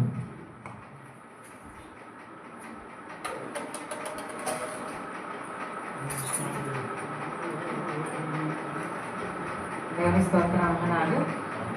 ఇక్కడికి వచ్చి కూర్చోగానే నాకు పాటలు పాడుతున్నప్పుడు ప్రశాంత్కి మైక్ ఇచ్చాను పాట పాడంటే అమ్మాయి అంటుంది, మేము ఎప్పుడు పాడుతూనే ఉంటాం కదా అక్క, మీరు పాడండి, మీరు అప్పుడప్పుడు వస్తారు కదా. సేమ్ అదే మాట పాస్టర్ ఆంటీ అంటుంది. ఆదివారం కానీ ఎప్పుడైనా వచ్చి కూర్చున్నప్పుడు పాట పాడమంటే ఆంటీ పాడదు, మీరు పాడండి అమ్మా, మేము పాడుతూనే ఉంటాం కదా, మీరు రావడం ఆదివారం మీరు వస్తారు పాడండి. సేమ్ ఆ మాట నన్ను కలిగిస్తుంది ఆంటీ ఇలాగే అంటారు. నిజంగా పిల్లలు స్కూల్ నుంచి కానీ బయటికి వెళ్ళొచ్చి కానీ ఇంట్లోకి రాగానే ఎవరు వెతుకుతారండి? ఎంతమంది ఉన్నా కానీ తల్లి ఎక్కడుంది అని వెతుకుతారు. అట్లాగే మందిరంలో రాగానే ఆంటీ కనపడాలి, కనపడితేనే నిండుగా ఉంటుంది. ఎక్కడన్నా ప్రార్థనకి వెళ్ళినా కానీ నేను ముందు పక్క మాట ఎక్కడున్నారని వెతుకుతాను. ఆవిడ కనపడితేనే నాకు అసలు ఫ్రెండ్ని చూసి నాకు సంతోషం. పాస్టర్ గారు పాస్టర్ మాట కనపడాలి కళ్ళు. ఇంక ఎవరు లేకపోయినా పర్లా, ఇద్దరు వచ్చారా ముగ్గురు వచ్చారా అనేది ఇంకా నాకు అనవసరం అన్నమాట. వాళ్ళిద్దరు కనపడ్డారా లేదా అని చూసుకుంటాను. అట్లాగా పాస్టర్ ఆంటీ చాలా ఎంకరేజ్ చేసేవాళ్ళు. నాకైతే ఆదివారం నేను ఎంత లేట్గా వచ్చి కూర్చున్నా కానీ రాగానే అబ్బాయి అక్కడికి మళ్ళీంది అక్కడికి మళ్ళీ, నాకేమో పాట పాడాలంటే భయం, వణుకుతా ఉంటుంది మై గొంతు. అయినా కానీ ఆంటీ తీసుకోమా పాడు అని నాకంటే పెద్దగా పాడుతూ ఉండేది, అంటే నన్ను ఎంకరేజ్ చేస్తూ ఉండేది. అట్లా ఆంటీనే చాలా ఎంకరేజ్ చేసేవాళ్ళు అనమాట అన్ని విషయాల్లో కూడా, ప్రతి విషయంలో. అలాగే సంఘస్థులు అంటే చాలా ప్రేమ. అసలు గుడ్ ఫ్రైడే రోజు అంతకుముందు 2 సంవత్సరాలు వచ్చేమో ఇచ్చారనమాట మనకి అందరికీ సంఘస్థులు చెప్పండి అని. ఆ ఫస్ట్ చెప్పినప్పుడు అయితే సంఘస్థులు అందరూ మా 7 మాటలు చెప్పినప్పుడు ఎంత సంతోషించిందో ఆంటీ, ఎంత బాగుందమ్మా ఈరోజు మీరు అందరూ చెప్తుంది. పిల్లలని చూసుకొని సంతోషించినట్లుగా తల్లి ప్రేమ ఆంటీలో కనబడింది అన్నమాట. ఆమె పనులు ఆమెని కొనియాడతాయి అంట. ఎవరిని అంటే జ్ఞానవంతురాలైన స్త్రీని సామెతల గ్రంథంలో ఆమె గురించి చెప్తా ఉంటారు కదా. నాకు అవన్నీ చదువుకున్నప్పుడు నాకు ఆంటీనే గుర్తుకొస్తా ఉండేది. నేను పని చేసుకునేటప్పుడు కూడా నేను ఆంటీనే జ్ఞాపకం చేసుకుంటా ఉంటా. ఎందుకంటే ఎంత పని చేసినా అలసిపోదాం మనిషి, ఎంతమందికైనా వండి పెట్టింది. భోజనాలు అంటే కూడా అసలు వేరే వాళ్ళ మీద ఆధారపడదు, ఆమె చేసుకుంటా పోతా ఉండేది. పిల్లలు వస్తే వాళ్ళకి ఏదో పనులు అప్పచెప్పింది, కానీ ఎంత పనులను చేసుకుంటా పోయింది. అలాగా బంధువులు ఎప్పుడైనా సడన్గా ఒకళ్ళిద్దరు వస్తే వండి పెట్టలేకపోతున్నామే అనిపించింది అనమాట. చాలా మనకి బాధ. మనకు వంట చేసుకోవడానికి ఎవరైనా ఇస్తే ఈ పూట వెలబుచ్చేద్దామే అన్నట్టుగా మనం ఉంటున్నాం. కానీ ఎంతమందికైనా మళ్ళీ అలసిపోయినట్టుగా కనపడదు. చేసి పెడతానే ఉంది, అయిపోయే కొద్దీ వండుతూ ఉంటుంది, అలసిపోయినట్టు కనపడదు. అలాగే ప్రార్థనకి కూడా ఎంత ప్రాధాన్యత ఇచ్చిందో, అందరికంటే ముందుగా వచ్చి కూర్చొని ప్రార్థనకు కూడా ఆంటీ చాలా ప్రాధాన్యత ఇస్తారు. అలాగే పిల్లల్ని చూసుకునే విషయంలో కూడా నేను సండే స్కూల్ చెప్పడానికి వచ్చేదాన్ని. పిల్లలందరూ చిన్నపిల్లలు, ఆ పిల్లలకి ఇంట్లో ఈరోజు తిట్టడానికి ఏమీ లేదు, బయటకి ఏం చెప్పకూడదంటే పిల్లలు ఎవ్వరు కూడా 2 రోజులైనా 3 రోజులైనా ఈరోజు మేము ఏం తినలేదని కానీ, గ్యాస్ అయిపోయిందని కానీ, తర్వాత ఎప్పుడుకో మళ్ళీ నాకు చెప్తే తెలిసేది. నేను అప్పటికి వచ్చి వెళ్తా ఉండేదాన్ని. అయినా కానీ పోయినసారి గ్యాస్ అయిపోయిందని వాళ్ళకే వాళ్ళ సాక్షి చెప్తేనే తప్ప పిల్లలైనా సరే ఒక మాట చెప్పేవాళ్ళు. అంత క్రమంగా పిల్లల్ని కూడా ఆంటీ పెంచుకుందన్నమాట. అసలు పాస్టర్ గారు లేనప్పుడు కూడా కుటుంబ ప్రార్థన జరిపేవాడు. ఈరోజు నాకున్న 2 పిల్లల్ని కూర్చోబెట్టి నేను కుటుంబ ప్రార్థన చేయాలని నా వల్ల కావడం. ఒకళ్ళు ఒకలాగా అంటారు, ఒకళ్ళు ఒకలాగా అంటారు. కానీ ఎంతమంది పిల్లల్ని కూర్చోబెట్టుకొని ఆంటీ చక్కగా కుటుంబ ప్రార్థన ఉదయము సాయంత్రం కూడా ప్రార్థన నడిపించేది. బంధువులను చూసేది కాదు. ఆమె కోపము ఎంత తట్టుకోలేమో ఆమె ప్రేమను కూడా అంత తట్టుకోలేము అన్నమాట. కోపం వస్తే కూడా చాలా కోపం చూపించింది ఆంటీ. కానీ ప్రేమ మనము ఎప్పుడు చెడునే చూడకూడదు కదా. ఆ పాస్టర్ గారు అంటారు, ఇప్పుడు ఒక మనిషిలో మంచి చెడులు ఉంటాయి, మనం మంచినే చూస్తేనే ఆ మనిషిని ప్రేమించగలుగుతాం అని పాస్టర్ గారు ఎప్పుడు అంటారు. అట్లాగా ఆంటీ అంత ప్రేమ ఉంటుంది. చాలా నేను ఆంటీని చాలా ఇన్స్పిరేషన్గా తీసుకుంటాను. ఆత్మీయ తల్లిదండ్రులే నా జీవితంలో ఎక్కువ ప్రభావం చూపించిన వాళ్ళలాగా ఉంటారు. అది నేను ఎవరితో మాట్లాడేటప్పుడు కూడా వాళ్ళు చెప్తా ఉంటారు, ఎప్పుడు నువ్వు వాళ్ళ గురించి చెప్తుంటావు కదా, నా మనసులో ఎప్పుడు వాళ్ళ దగ్గరే ఉంటారు. కాబట్టి తల్లి గురించి చెప్పాలంటే ఆమె విషయాలు చెప్తూ ఉంటాను, తండ్రి గురించి చెప్పాలంటే నా క్రియలన్నింటిలో మా భాష గారు కనపడతారు చెప్తూ ఉంటాను అనమాట. ఆయన ఆలోచనలే కనపడుతుంటే అట్లాగా మరి పాషమ్మ ఆంటీ చాలా మనందరికీ కూడా చాలా ఆదర్శం అనమాట. ఆ క్రియలు జ్ఞాపకం చేసుకోవాలంటే కుటుంబం మొత్తాన్ని నేనెందుకు కొంచెంసేపు రిలాక్స్ అవుదాము సుఖపడదామని అస్సలు అనుకోరు. తన చేతికి వచ్చిన పనిని శక్తి వచ్చం లేకుండా చేయడానికి ఆవిడ ఇష్టపడింది. అందుకని ఈరోజు ఎన్ని సంవత్సరాలైనా సరే ఆమె పనులు కొనియాడబడుతూనే ఉంటాయి. వాటిని జ్ఞాపకం చేసుకుంటాం. మనలాంటి వాళ్ళకి ఎంతో మందికి ఆమె ఆదర్శవంతురాలు. పాస్టమ్మ అని ఊరికే దేవుడు నిర్ణయించడు కదా. ఒక దైవ సేవకుడు ఆయన పరిచర్యకి మరి ఒక దైవ సేవకురాలుగా ఆమె పిలుచుకున్నాడంటే ఆమెలో ఈ లక్షణాలన్నీ ఉన్నాయి కాబట్టి దేవుడు ఎన్నుకున్నాడు ఆమె. ఎంతమంది స్త్రీలలో ఆమెను ఎందుకు ఎన్నుకున్నాడంటే ఆమెలో పాస్టమ్ దైవ సేవకురాలకు కావాల్సిన గుణాలన్నీ ఉన్నాయి. దైవ సేవకులను చూసే విధానం కానీ సంఘస్థుల్ని ప్రేమించి ఎవరైనా బాధగా ఒక మాట చెప్పారంటే ఎంత బాధపడిపోయిందో ఆంటీ. వాళ్ళని చాలా ప్రేమగా సంఘస్థుల్ని మాత్రం తల్లి ప్రేమ చూపించేవాళ్ళు. వస్తే అందరూ వస్తే సంతోషం, ఎవరు రాకపోయినా ఈరోజు వాళ్ళు రాలేదమ్మా, ఈరోజు వాళ్ళు రాలేదు, ఎందుకంటే రాలేదు అని చెప్పేసి వాళ్ళ గురించి బాగా అడుగుతూ ఉండేవాళ్ళు. అలాంటి తల్లిని మరి మనం జ్ఞాపకం చేసుకోవడం చాలా సంతోషం ఉంది. నేను చాలా విషయాల్లో కూడా జ్ఞాపకం చేసుకుంటాను. వంట చేసేటప్పుడల్లా నాకు ఆంటీ జ్ఞాపకం వస్తుంది. వంటలు ఎక్కువ బాగా నేను ఇక్కడే కూరగాయలు కట్ చేస్తూ ఉండేదాన్ని, ఆంటీకి హెల్ప్ చేస్తూ ఉండేదాన్ని. కాబట్టి నా వంటలన్నీ కూడా ఎక్కువ నేను ఆంటీ దగ్గర నేర్చుకున్నాను. సాంబార్ బాగా పెడతా ఉంటారు చాలామంది. నన్ను ఏంటంటే ఎక్కడ నేర్చుకుంటే మా పాఠశాల దగ్గర నేర్చుకుంటానని చెప్తూ ఉంటారు. అట్లాగా మన సంఘాన్ని ప్రేమించే విషయంలో దేవుడు ఆమెని నడిపించిన విధానాన్ని బట్టి మరి మనకి ఆమెని ఆత్మీయ తల్లిగా దేవుడు మనకి ఇచ్చినందుకు దేవుడికి చాలా వందనాలు చేస్తున్నాం. ఈరోజు ఆమె దేవుడితో పాటు ఉంది అని మనస్ఫూర్తిగా నేను నమ్ముతూ ఉన్నాను. ఒకరోజు మనం కూడా ఆమె దగ్గరికి వెళతాము. అయితే మనం చనిపోయిన తర్వాత మన గురించి ఏం చెప్పుకుంటారో మన పిల్లలు ఆమెను ఆదర్శంగా తీసుకొని మరి ఆమెలాగా మన పిల్లలు చెప్పుకోవాలంటే ఆమె నడిచిన బాటలో ఆమె పరమ మోటిదైనా కానీ ఎంత జ్ఞానంగా ప్రవర్తించేది. ఆమె జ్ఞానాన్ని కలుసుకుంటే ఎంత చదువుకున్నా మాకేం లేదే ఇంత జ్ఞానం అనిపించింది అనమాట. అలాంటి ఆలోచనలు చాలా జ్ఞానయుక్తమైన ఆలోచనలు ఆంటీ. నేను అసలు ఆంటీ నేను ఫ్రెండ్గా మాట్లాడుకుంటాం అన్నమాట. ఏదైనా సరే చాలా జ్ఞానంగా ఆంటీ మాట్లాడి కుటుంబాన్ని నడిపించుకునే విషయంలో చాలా జ్ఞానంగా నడుస్తున్నాడు. దేవుని అని భయభక్తి కలిగి ఉండే జ్ఞానం ఈ లోకంలో ఎంత చదువుతున్నా అది జ్ఞానం కావాలి కానీ ఆంటీలో ఆ జ్ఞానం చూడగలము. దేవుడు మరి ఆంటీని జ్ఞాపకం చేసుకోవడానికి ఈరోజు ఈ సమయాన్ని బట్టి చూస్తాం.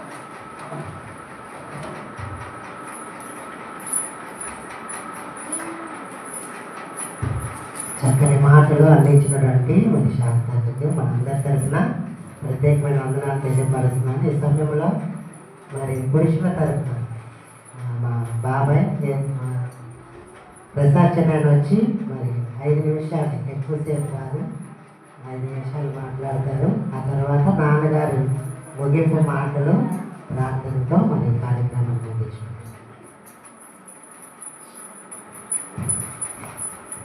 మన ప్రభు అయిన యేసుక్రీస్తు నామమున మీ అందరికీ హృదయపూర్వక వందనాలు. ఆరోగ్యమైన దైవజనులందరికీ కూడా నా హృదయపూర్వక వందనాలు. ఈ సమయం ఇచ్చిన వ్యక్తులకు కూడా వందనాలు. నేను 5 సంవత్సరాల నుంచి కూడా చాలా ఆశపడతా ఉన్నాను. ఆ ఆశ అనేది ఈరోజు దేవుడు తీర్చాడు. ఎట్లా తీర్చారా అంటే దైవజనురాలు చనిపోయి 5 సంవత్సరాలు అయింది. 4 వెళ్ళి 5 వస్తుంది. అయితే 4వ సంవత్సరంలో నా ఆశ నెరవేర్చిన దేవుడికి నా హృదయపూర్వక వందనాలు, స్తుతులు, స్తోత్రాలు తెలియజేస్తున్నాను. ఆ రీతిగానే చనిపోయిన దైవజనురాల గురించి 5 నిమిషాలు నేను చెప్తాను. కీర్తనల గ్రంథము 16వ అధ్యాయము 15వ వచనం. యెహోవా భక్తుల మరణము ఆయన దృష్టికి విలువగలది. ఆ రీతిగానే 7వ వచనం. నా ప్రాణమా యెహోవా నీకు క్షేమము విస్తరింప చేసి ఉన్నాడు. ప్రాణానికి ఏం చేసి ఉన్నాడు? దైవజనురాలకి ప్రాణాన్ని విస్తరింప చేసి ఉన్నాడు. క్షేమము చేసి ఉన్నాడు. ఆ రీతికి 17వ వచనం చూద్దాం. నేను నీకు కృతజ్ఞతాస్తుతులు చెల్లించుదును, యెహోవా నామమున ప్రార్థన చేసేదును, ఆయన ప్రజల ఎదుట చేసేదను. వీళ్ళు ఎవరు చేసేది? ఆమెను ఆశీర్వదించి, దైవజనులను ఆశీర్వదించి 5 కుమార్తెను అనుగ్రహించారు. ఆ కుమారులే ఈ యొక్క చూడు, నేను నీకు కృతజ్ఞతాస్తుతుల నర్పించదను, యెహోవా నామమున ప్రార్థన చేసెను, ఆయన ప్రజల ఎదుట యెహోవా మందిరంలో ఆవరణంలో యెరూషలేము నీ మధ్య. చదవండి ఒకసారి 17వ వచనం. కీర్తనలు 16, 17, 116.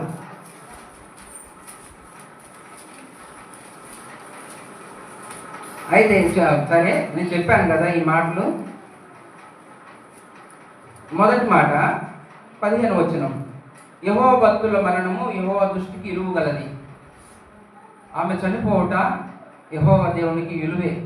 ఎందుకంటే విస్తారమైన కుటుంబాన్ని ఇచ్చింది, విస్తారమైన పని చేసింది సంఘానికి, విస్తారమైన దైవ సేవకులను ప్రేమగా చూసింది, విస్తారమైన పరలోక రాజ్యాన్ని కూడా పొంది ఉన్నదని చెప్తున్నాను.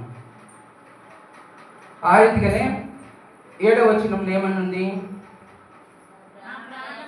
నా ప్రాణమా యెహోవా నీకు క్షేమము విస్తరింపచేసి ఉన్నాడు. తిరిగి నీవు విశ్రాంతిలో ప్రవేశింపుము. ఎందుకంటే ఆమెకి ఈ లోకమును చూడదు, ఈ లోకమును మంచి చెట్లు చూడదు. ఆమె విశ్రాంతిలో ప్రవేశించింది. ఎవరు కూడా దుఃఖపడటానికి, ఏడవటానికి వీల్లేదు.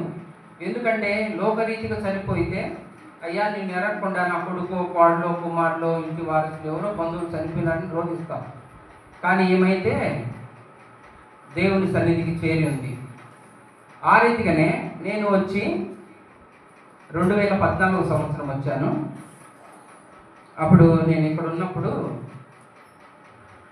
మా వదిన రెడ్డి అంకుల్ కాడికి కానీ తిరుపతి కాడికి కానీ వీళ్ళిద్దరి కాడికి వెళ్ళి, అయ్యా ఈయన నా మరిది, ఏమన్నా కావాలంటే ఇయ్యలేదనుకో నేను ఇస్తా ఆయనకి అన్నది. మళ్ళీ తిరుపతి కాడికి పోయి ఏం చెప్పింది, తిరుపతయ్య నా మరిదినా, ఈయనకి ఏమన్నా కావాలంటే ఇయ్యలేదనుకో నేను ఆయన అడిగైనా ఇస్తా, నేనైనా ఇస్తా అని చెప్పింది. ఈ రెండు మంచి పరపతులు. పరపతి ఏది పోయినా కానీ బ్రతకొచ్చో కానీ పరపతి పోతే బ్రతకూడదని మా నాన్న అంటాడు, దైవజనులు కూడా ఇప్పటికి కూడా అంటారు. ఆ రీతికి ఆదరించింది నన్ను. పోతే నా తల్లి సంతానంలో 3 అక్కలు, అన్నోళ్ళు 2, నేను లాస్ట్ని. అయితే 3 అక్కలు కూడా మా వదినంటే ఎంతో ప్రేమిస్తారు. కారణం ఏంటంటే మా వదినంలో ప్రేమ గుణం అనేది వాళ్ళు చూశారు. అరే వదిన చూసుకున్నట్టు ఎవరు చూసుకోలేదు అంటే మా అక్కలు కూడా చూసుకోలేదని అర్థం. అది నన్ను కూడా ఆయన 5 కుమార్తెలో 7వ వారిగా కుమారునిగానే చూసింది. కారణం ఏంటంటే తల్లి తర్వాత భోజనం పెట్టేది ఎవరంటే వదినే. ఆ ఇంటికి పెద్ద కోడలుగా వచ్చినామా తల్లి. అలా అని చిన్న కోడలు పెద్ద కోడలకి హక్కుదారులు కాదనకూడదు. వదినగా నువ్వు ఉంటే వదిన బాధ్యత ఏంటంటే తల్లి బాధ్యత. ఆ తల్లి లేనప్పుడు తల్లి బాధ్యత నెరవేర్చింది మా వదినమ్మ, దైవజనురాలు. ఆ రీతిగానే చూడండి, ఒక మాట చెప్తాను నేను. 12వ వచనం 116:12. యెహోవా నాకు చేసిన ఉపకారములన్నింటిలో నేను ఆయనకేమి చెల్లించదను? రక్షణ పాత్రను చేతపుచ్చుకొని యెహోవా నామమున ప్రార్థన చేసేదను. వీళ్ళందరినీ 5 కుమారులు కుమార్తెను దైవజనులు పరలోక స్వార్థ నిమిత్తం ఎక్కడికి వెళ్ళినా కానీ వీళ్ళను కూర్చోబెట్టుకొని ప్రార్థన చేసేది. కుటుంబం తరపున, సంఘము తరపున, సంఘంలో ఉన్న వారు అందరి తరపున ప్రార్థన చేసేది దైవజనులు.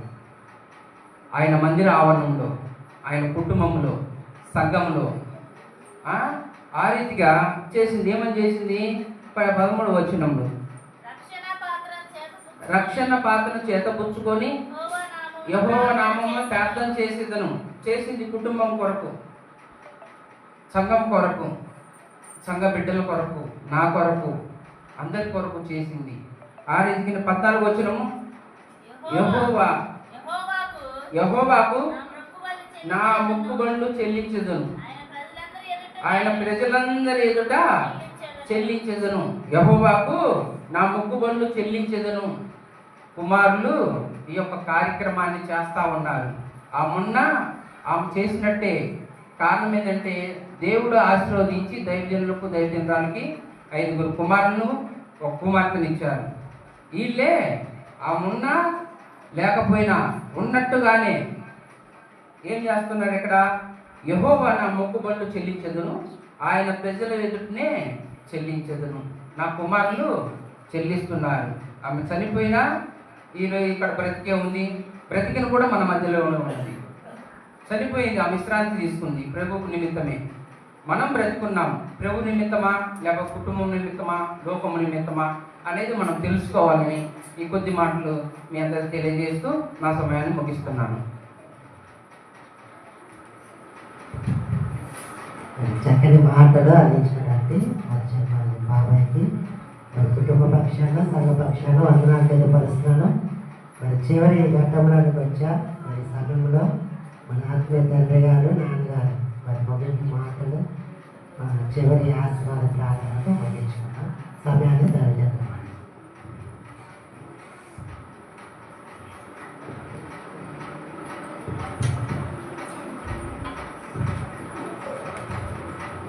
ప్రైజ్ గాడ్, హల్లెలూయా.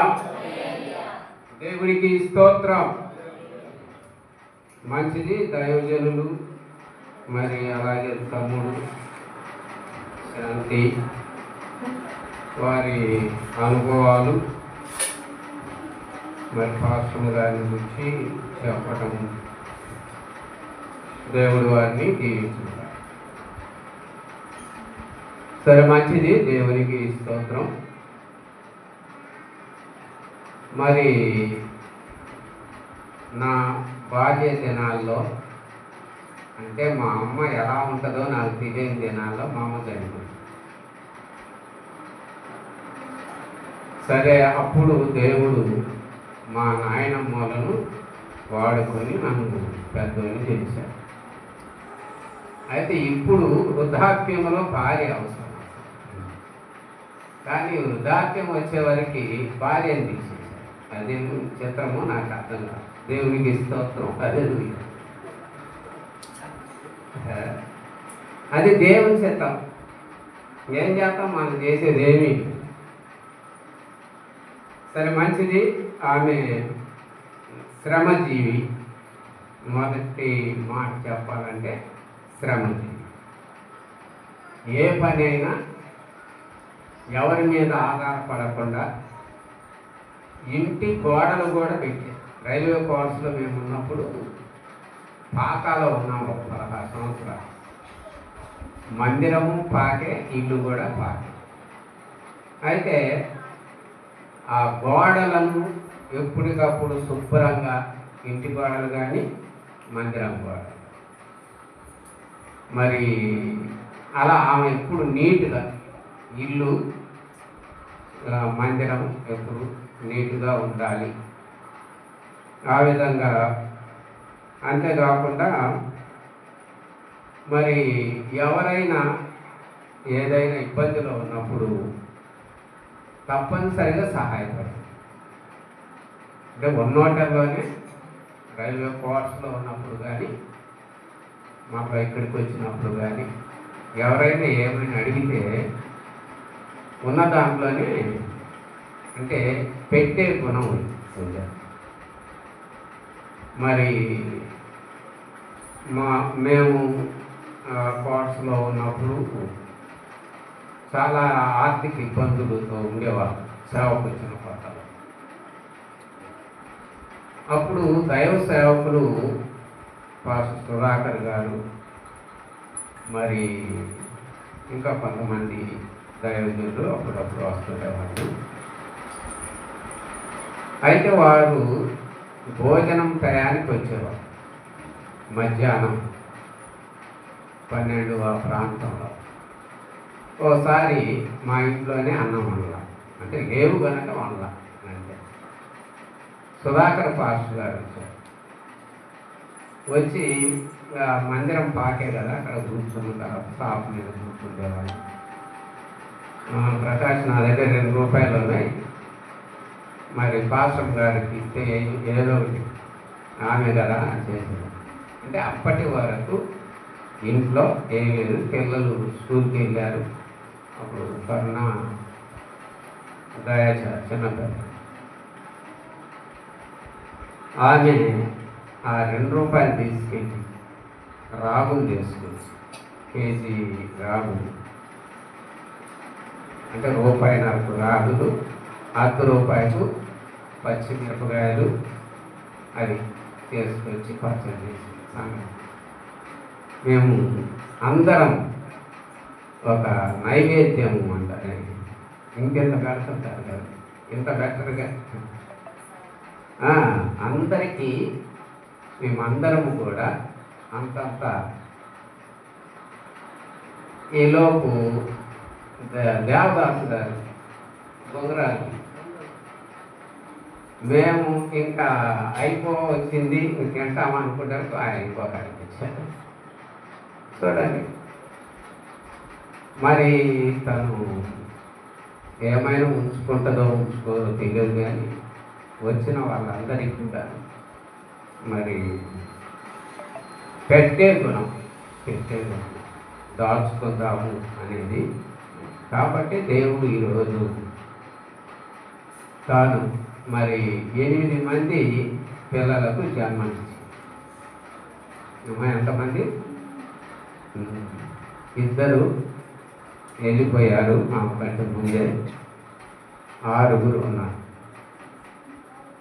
కనుక ఈ సంతానాన్ని కూడా మరి దేవుని మహాకృపను బట్టి మరి అంత ఓర్పు, మరి పని చేసే విధానం కాబట్టి తను బిడ్డలందరినీ కూడా చక్కగా పెద్దవాళ్ళయి అందరి పెళ్ళిళ్ళు అయ్యి రేచలు తప్ప అందరినీ మనవరాళ్ళందరినీ చూసి రేచల పేరు ఎందుకంటే ఆమె పేరు అయితే పెట్టాం చనిపోతారు. కాబట్టి ఆ విధంగా కుటుంబాన్ని ఎంతో చక్కగా నడిపించింది. సాటి అయిన సహాయముగా నా విషయంలో కూడా మరి సహకరించింది. అయితే దేవుని పిల్లలుగా కొన్ని సమస్యలు వచ్చినప్పుడు కూడా వాటన్నిటిలో ప్రార్థన ద్వారానే ప్రతి సమస్యను పరిష్కారం చేసుకోవడానికి దేవుడు కృపణించాడు.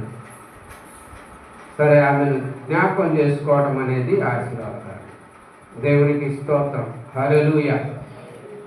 అయితే ఒక చక్కని వాక్యము హెబ్రీ పత్రిక 9వ అధ్యాయం 27వ వచనాన్ని మరి మీతో ఒకసారి ఈ మాట పంచుకోవాలని నా ఉద్దేశం. చూడండి, ఈ మాట మనందరము వినాల్సినటువంటి మాట.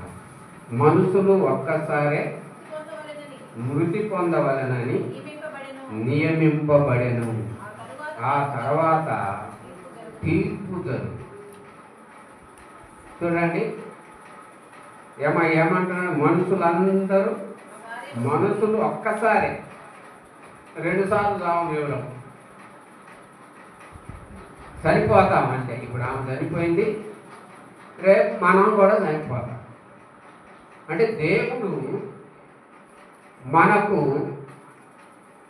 చాలా అవకాశాలు ఇస్తాడు. మనం బ్రతికున్నప్పుడే అవకాశాలు ఇస్తాడు. ఎందుకు అంటే తీర్పు అవుతుంది. ఏముందట? అవి మంచివైనను చెడ్డవైనను సరే క్రీస్తు న్యాయపీఠం ఎదుట ప్రతి వాడు నిలబడే ఒక రోజు. అది ఈ వాక్యం మనకు తెలియపరిచేది ఏంటంటే, మనుషులు ఒక్కసారే మృతి పొందవాలని నియమింపబడింది. ఆ తరువాత తీర్పు జరుగును.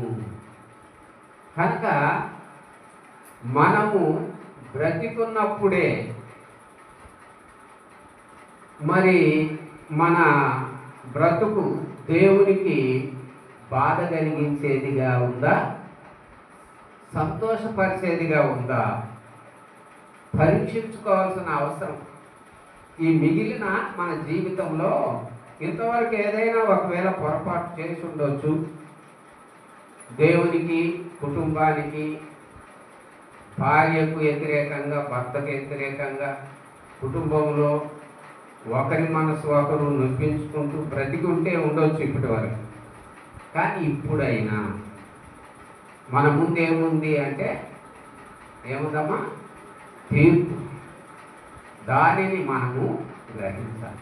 దేవుడు మనకిచ్చిన మంచి కుటుంబం, భార్య భర్త ఎప్పుడైతే అన్యోన్యంగా మరి ప్రార్థన పూర్వకంగా ప్రేమ కలిగి నడుచుకుంటుంటారో దానిని బట్టి మన పిల్లలు కూడా మనలను అనుసరించి వారు కూడా జీవించడానికి అవకాశం ఉంటుంది.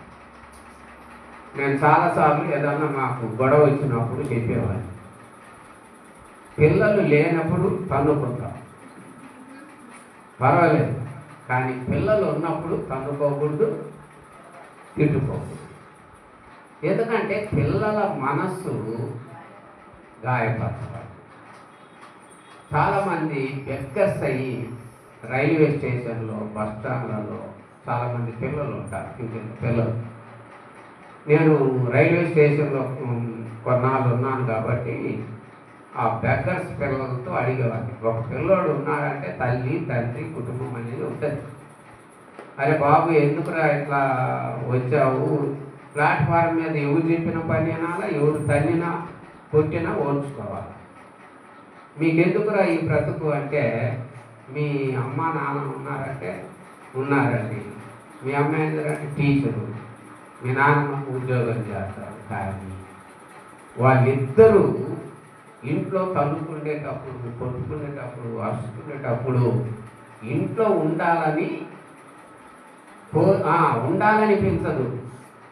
అంటే అంత బాధపడతారు అన్నమాట. కాబట్టి మరి తీర్పు అనేది మన ముందు ఉన్నదన్న విషయాన్ని గుర్తుపెట్టుకోవాలి. ఎందుకంటే ఆయన ఒకసారి బెల్షస్సరు అనే రాజు కాలంలో ఆయన చెయ్యి గోడ మీద రాసింది, మెనే మెనే తెకే ఉపాసి. ఏంటి ఆ మాట యొక్క భావన అంటే, మెనే అనగా దేవుడు నీ ప్రభుత్వం విషయంలో లెక్క చూసి దానిని ముగించను. అంటే నీ ప్రభుత్వం లేక నీ కుటుంబం విషయంలో, నీ జీవిత విషయంలో దేవుడు ఏం చేస్తాడంట? లెక్క చూస్తాడు. ఆయన నీ లెక్క చూస్తాడనమాట. నువ్వు ఎన్నిసార్లు నీ భర్తకు వ్యతిరేకంగా మాట్లాడావో, నీ భార్యకి వ్యతిరేకంగా మాట్లాడావో, నీ బిడ్డల హృదయాలను ఎన్నిసార్లు నొప్పించావో, లేకపోతే ఎదుటి వ్యక్తిని, కుటుంబంలో ఇంకా ఎవరినైనా కించపరిచి బాధపరిచి ప్రవర్తించావో, అవన్నీ అక్కడ లెక్క ఉండదు. ఏమో ఎక్కడ ఉన్నది? ఆయన నీ లెక్క చూసే రోజు ఒకటి ఉంది అనేది గుర్తుపెట్టుకోవాలి. ఏమో రెండవది ఏంటంటే టెకెల్ అనగా ఆయన నిన్ను త్రాసులో చూస్తాడంట. ఏమో ఎక్కడ చూస్తాడు? త్రాసులో ఏముంటుంది చెప్పండి? ఒక పక్క రాయి ఉంటుంది, ఏమో గుండు ఉంటుంది, ఇంకొక పక్క మనం. అందుకే ఇక్కడ వాక్యంలో కూడా జకర్యాలో ఉంటుంది ఆ మాట. 4:10 మీరు చదువుకోండి. ఇక్కడ కొలనూలు మట్టపు గుండు ఉందంట. ఏముంది? కొలనూలు అంటే బేదారి మేస్త్రి గోడ పెట్టేటప్పుడు చక్కగా ఉందో లేదో అని ఒక ఈ దారం పెడతాడనమాట. ఎత్తు తగ్గులు లేకుండా చక్కగా ఆ గోడ నిర్మించడానికి. తర్వాత గుండు ఒకటి ఉంటుంది, దారం ఉంటుంది చాలా పెద్దదిగా, కింద ఎనప గుండు ఉంటుంది, దాన్ని కిందికి వదులుతాడు. అంటే కింది రాయి మొదలుకొని పై రాతి వరకు అది చక్కగా ఉందా లేదా అని చూసేది గుండు. అలాగే దేవుని వాక్యము అనేటువంటి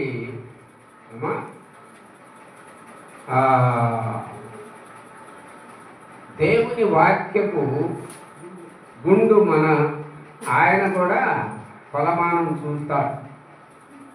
మరి ఆనాడు జెరుబ్బాబెలు కాలంలో ఆ మాట చెప్పాడన్న.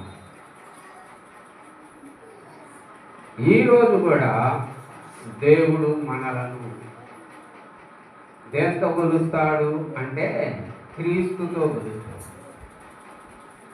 మనకు మట్టపు గుండు, మనలను సరిగా చూసే గుండు ఏంటంటే ఒక ప్రక్క యేసు ఉంటాడు, ఒక ప్రక్క మనం ఉంటాం. కాబట్టి యేసు క్రీస్తుకు కలిగిన ఈ మనస్సు మీరును కలిగి, యేసు క్రీస్తుకు కలిగిన మనస్సు మనకు లేకపోతే ఆయన సన్నిధిలో నిలబడి ఆయన రాజ్య వాసనం కావడం కష్టం. కాబట్టి యేసే మనకు పరిమాణం. భార్య కాదు, భర్త కాదు, అన్నదమ్ములు కాదు, వాళ్ళు చూడి ఎంత బాగా ఎంత భక్తి గల్లో అని కొంతమంది చెబుతూ ఉంటారు పిల్లలకు కూడా. కానీ ఎవరిని గురించి చెప్పనక్కర్లేదు, ఎందుకంటే అందరము పాపులే. కానీ మన కొలమానం ఎవరంటే యేసు. మనం ఎవరిని చూడాలి? మన జీవితంలో మనం సరైన మార్గంలో నడవాలంటే క్రీస్తుని చూడాలి. అంటే మనం కొన్నిసార్లు పిల్లలతో అంటుంటాం, ఆ పిల్లలు చూడడం ఎంత బాగా ఉంటుందో, ఆ పిల్లలు ఎంత బాగుంటారో అనుకుంటాం. వాళ్ళు బయట ఏం చేస్తారో ఈ పిల్లలు తెలుసు కానీ నాకు తెలుసులే అంటారు. అవునా? కాబట్టి మన కొలమానం ఎవరంటే మనిషిగా, మన కొలమానం యేసు ప్రభు. ఆయన గుణలక్షణాలు మనలో ఉండాలని ఆయన మనను ఏర్పరుస్తాడు. ఆయన సొత్తైన ప్రజలు. దేవుడి మాటలు దీవించారు. సరే, మంచిది. ప్రార్థన ఆశీర్వాదాలతో సరే ప్రార్థన చేసుకుందాం. మమ్మలను మిగిలిగా ప్రేమించిన మా ఘనమైన తండ్రి, నీ పాదములకు వందనాలు చెల్లిస్తున్నాం. నీ పిల్లలమైన మమ్మల్ని ప్రేమించి ఈరోజు కొరకు మేము ప్రార్థించాము. ఈ కూడిక ఇలాగూ జరగాలి నాయన. అలాగే మీరు జరిగించినందుకు మీకు స్తుతి చెల్లిస్తున్నాం. మీ దాసుల ద్వారా మంచి సంగతులు బోధించారు నాయన. మేము మాకంటే ముందు మీ దాసురాలు మీ సన్నిధికి వచ్చింది. మా కాలము కూడా, మా దినాలు ఎన్నో మాకు తెలియదు. నీ పిలుపుని అందుకొని మేము కూడా రావాల్సిన వారమే. కాబట్టి మాకు ఇచ్చిన సమయాన్ని సద్వినియోగం చేసుకుంటూ నీకు ఇష్టమైన జీవితాన్ని జీవించే కృపను మా అందరికీ దయచేయండి నాయన. బిడ్డలందరినీ కూడా మీ చల్లని దయగల రెక్కల కింద కాచి కాపాడండి. మరి ఇంతవరకు మీరు చేసిన మేలన్నింటిని బట్టి మీకు స్తుతి చెల్లిస్తున్నాం. మా కుటుంబం పట్ల, సంఘం పట్ల మీరు చేసిన ఉపకారాలన్నిటిని బట్టి మీకు స్తోత్రాలు, వందనాలు చెల్లిస్తూ ఈ దిన దీవెనతో మీకు యేసయ్య నామములో స్తుతించి వేడుకొలుస్తున్నాము తండ్రి. ఆమేన్. మన తండ్రి అయిన దేవుని ప్రేమ, ప్రభు అయిన యేసుక్రీస్తు వారి యొక్క కృప, పరిశుద్ధాత్మాన్యోన్య సహవాసం మనకు సర్వపరిశుద్ధులకు మీ కుటుంబాలకు తోడయండి నడిపించునుగాక. ఆమేన్. హల్లెలూయా. అందరికి వందనాలు.